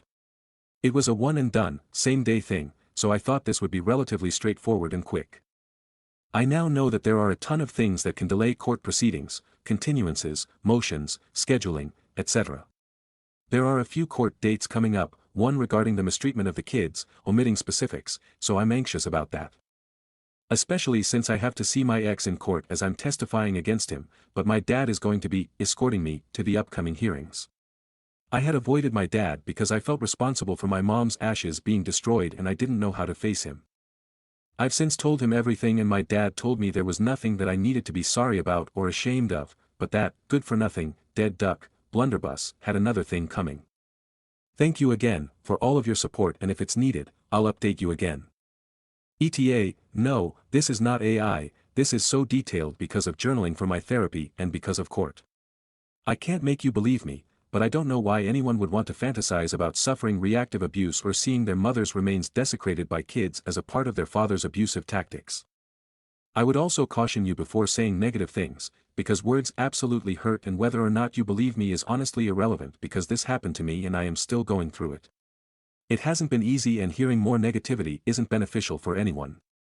Please choose kindness and empathy, it would make the world a much better place. To those who've replied with positivity, thank you. You have no idea what your words mean to me. Medium light skin tone emoji modifier. Additional ETA, to those of you that shared your own stories of funeral directors giving you remains, stones, etc. free of charge really goes to show you just how caring the people in this profession are. And to those sharing your survival stories of abuse, thank you. I see you, I believe you and you were never at fault. God bless. Stories number 41. Aita I, 31F, had my daughter, 5F, donate her toys before Christmas. This year my daughter wanted to participate in our country's version of Angel Tree. I agreed with the condition that she would need to donate the amount of gifts from her toy collection we would be buying for the child. The toys my child donated would not be going to the child whose list we picked, but to the local daycare who had asked the community for used toy donations to their playroom. My daughter happily agreed to this condition and chose her 3 least favorite toys to donate. We purchased the toys and other asks on the child's list and wrapped them together. We made a time of it and played carols as well as had Christmas snacks. I wanted this to be a positive experience for my daughter. Yesterday we had my family's Christmas celebration. My daughter was telling my mother, 52F, about her donating her toys and getting to buy toys for another child that needs them. My mother was outraged that I forced my daughter to donate toys and that I was being harmful to my child by instilling dislike for charity in my daughter. My sister piped up and agreed with my mother, saying I wasn't being fair by forcing my child to donate her own things to participate in charity. I tried to explain to them I was teaching my child that donation costs us personally, but feeling of doing good for others is the payoff. My child doesn't want for anything. She has had more than 3 toys given to her already for Christmas, toys she preferred over the toys she gave away. I have left the family gathering feeling very emotional and upset. My daughter is confused because she thought she was doing the right thing by donating her toys and is upset that I was crying on the way home. I'm pretty sure I did the right thing, but I was berated by my mother and sister for nearly an hour about my parenting choices. Edit, I have realized condition is probably the wrong word to use in the circumstances. My daughter asked to participate in the Angel Tree and I suggested and encouraged her donate some of her own toys to the local daycare alongside our donation. She enthusiastically agreed and was completely in control of what toys she was donating. We were well overdue a toy decluttering and were going to be doing this after Christmas anyway. This way she was able to be the one to decide which toys we decluttered and got the bonus of feeling like she was helping others. If she had refused, I wouldn't have pushed the donation and we would have still donated to the charity she chose. Stories number 42. My boyfriend bought concert tickets for him and his girlfriend. Hi, My boyfriend and I have been dating for almost 3 years. One of his favorite bands is coming in town next year, and with Christmas coming up, I decided to buy him and I tickets for the concert. I had a feeling he might have bought tickets already, so asked him if he has bought something for himself recently, and he said no. Today at date night we were outside a restaurant talking and I asked him again and he again denied it. He opened his phone and I saw one of his friends had texted him. Keep in mind I don't like this friend. I asked him if I could see his phone and he said yes. I went through their conversation and saw that he bought concert tickets for him and his girl best friend. This ruined date night and now I'm crying feeling dumb. I already bought the tickets to surprise him on Christmas, but that's already ruined. What should I do? Update. Before I tell y'all what happened, let me give you a backstory as to why I don't really like my boyfriend's girl best friend. My boyfriend and her have been friends since they were in middle school, high school. They became friends because she was dating my boyfriend's best friend at the time. Unfortunately, my boyfriend's best friend, her BF, passed away, which led to them getting close. When my BF and I started talking, I actually met her and we all hung out together, and she was really nice and cool to be around. I even told my BF, hey, I really like your best friend. This all changed when my BF and I started dating officially. She would start blowing up his phone, but blowing up his phone. She would send him like 10 text messages in a row, would start calling him and leaving voicemails if he didn't pick up. At first I would think, okay, maybe it's an emergency or something, but no, all she wanted to do was to hang out with him alone, to go to bars with him, to get massages with her, for him to go over her apartment. I obviously started to get suspicious because not once did she consider to invite me, knowing that my BF was taken. Obviously over time I started to get suspicion and jealous, and not because I'm insecure even though she is a pretty girl, but because I felt disrespected. Eventually I confronted my BF, and told him if they ever had something going on or if he ever had any feelings towards her before, and he denied it, telling me he would never do that to his friend that passed away and that he only saw her as a sister. I told him he needs to talk to his friend and tell her that he is not single anymore and he isn't going to be free for her whenever she wants to, she needs to learn some boundaries. Obviously that did not sit right with her and she still continued to do the same thing. My boyfriend has always been there for her whenever she needed something, but now that he is taken and can't be there, she gets upset. I won't make my boyfriend choose between his friend and me, because I would hate to be put in that situation too. I trust him not to fuck up things, but if he ever does, then that's on him and his loss. He has distanced himself a bit from her for my sake, but he says that's still his friend at the end of the day. Now update about the concert. Yes, I did talk to my boyfriend about it. Some of y'all are saying why I didn't tell him that I was buying the tickets. Well, it was supposed to be a surprise, the whole point is not to tell him. No, I am not a die-hard fan of this band, but I do listen to their music here and there. Apparently his friend texted him about the concert and asking him if he could go with her, which he agreed. He bought the tickets for the both of them and then she will pay him later for hers, that way the seats would be together. Now don't get me wrong, I still think it's fucked up that he didn't care to ask me if I wanted to go. He said he didn't know that I liked the band, if not he would have asked me. I did ask him why he kept saying no when I asked him if he had bought himself something recently, and he said it's because the concert is months from now and he thought I was talking about something related to his fish tanks or his truck. He said he didn't expect me to buy concert tickets, and if he knew he would have never bought them. Also, the only reason I went through their messages is because I saw that she texted him, let me know when you get the tickets. That's when it hit me, and that's why I asked to go through his phone so I could double confirm. After having a long talk, he did offer to go with me instead. I told him to talk to his friend and let her know ahead of time, that way she can find someone to go with her. I guess we will have to see what her reaction would be once she finds out he won't be going with her anymore. I feel like it was a big miscommunication on his part for not telling me. What do y'all think? Unanswered questions. We are both 24. The concert tickets are for Pierce the Veil. No, I did not make him choose between who he should go, he offered. I don't go through my BF's phone. I asked if I could see it because they mentioned concert tickets. I do believe a man and a woman can be friends. I have guy friends too, but I never once gave him a reason to not trust me. I have always included him in all my activities. Stories number 43. How do I, 23F, heal after my boyfriend, 27M, tricked me into a threesome with the girl he was cheating on me with, 28F. My boyfriend and I have dated for a little over a year. I met this girl on a buy and sell group on Facebook after she bought a few things from me on several different occasions. We started becoming more casual with each other and I thought we were friends. We started hanging out and one drunken night we ended up having a threesome. This happened again afterwards on 3 other occasions before I decided I didn't want it to continue because I was starting to feel weird about it. I'm naturally subby, but I was really starting to feel like the third wheel and just had a weird feeling about it, so I stopped it. I contacted her letting her know we could stay friends, but I didn't want to continue anything beyond that, and she responded by sending me pictures of them and screenshots of their conversations and pictures and videos that I didn't know were taken during our threesomes. The conversations they were having about me were absolutely vile, but he's basically been cheating on me for about 4 months now with her, and they schemed the whole thing to essentially trick me into joining them unknowingly. We have obviously broken up since, but he is now with her, and even though she has him now, she is acting unhinged. She calls me from all different random numbers while they are having sex and will text me things about how stupid I must feel now. And I do feel stupid, and humiliated and embarrassed. I feel absolutely disgusted that I let this girl into our bedroom and they were seeing each other behind my back the entire time.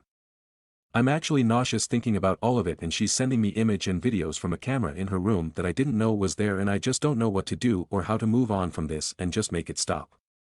I considered calling the police, but I feel like that would be super embarrassing and I don't want to have to explain the whole story like that. Stories number 44. My 57M son, 23M, moved back in and has been acting weird. Can anyone help? I posted the update on my original post and thought I'd make a separate one just in case. Thank you to everyone who gave me advice and spoke to their experience of what happened to them. My wife and I decided to sit everyone down and have a talk. We decided to wait until our eldest daughter came home for Christmas so she wasn't left in the dark. I didn't want to put too much information because I've heard it's easy to identify people on here even though pretty much everyone is anonymous. They both have jobs. Their plan is to move out sometime in January. Before discussing it with the whole family, I asked my eldest if she noticed any changes in his behavior when they've talked on the phone or if she knows about anyone in his circle who might have influenced him. I know it was a long shot considering she lives a little over 5 hours away. She hasn't noticed any changes in their conversations, however, like the comments she mentioned, maybe he's been watching certain media and is upset about his wife making more than him. She also suggested BPD, PPD, maybe he regrets getting married and having a kid so early, or maybe he was expecting some sort of special treatment for being the first/doing it at all. I also asked my parents if he was like this when he was staying with them in New York for college. They said he was the perfect guest, he'd clean up, do everyone's laundry, wash dishes, make dinner, etc. As for my Dale not wanting to sleep in the same room as him, she says only when at a parent's house and that it's a family thing.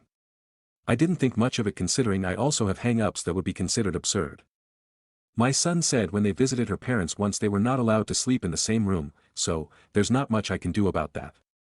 During our discussion we went over house rules, which are the same as always: clean up after yourself, do your own chores, don't eat other people's food/leftovers, we will help out with the baby but you are responsible for the bulk of the care, they are free to use son's room and the guest room but everyone else's room is off limits.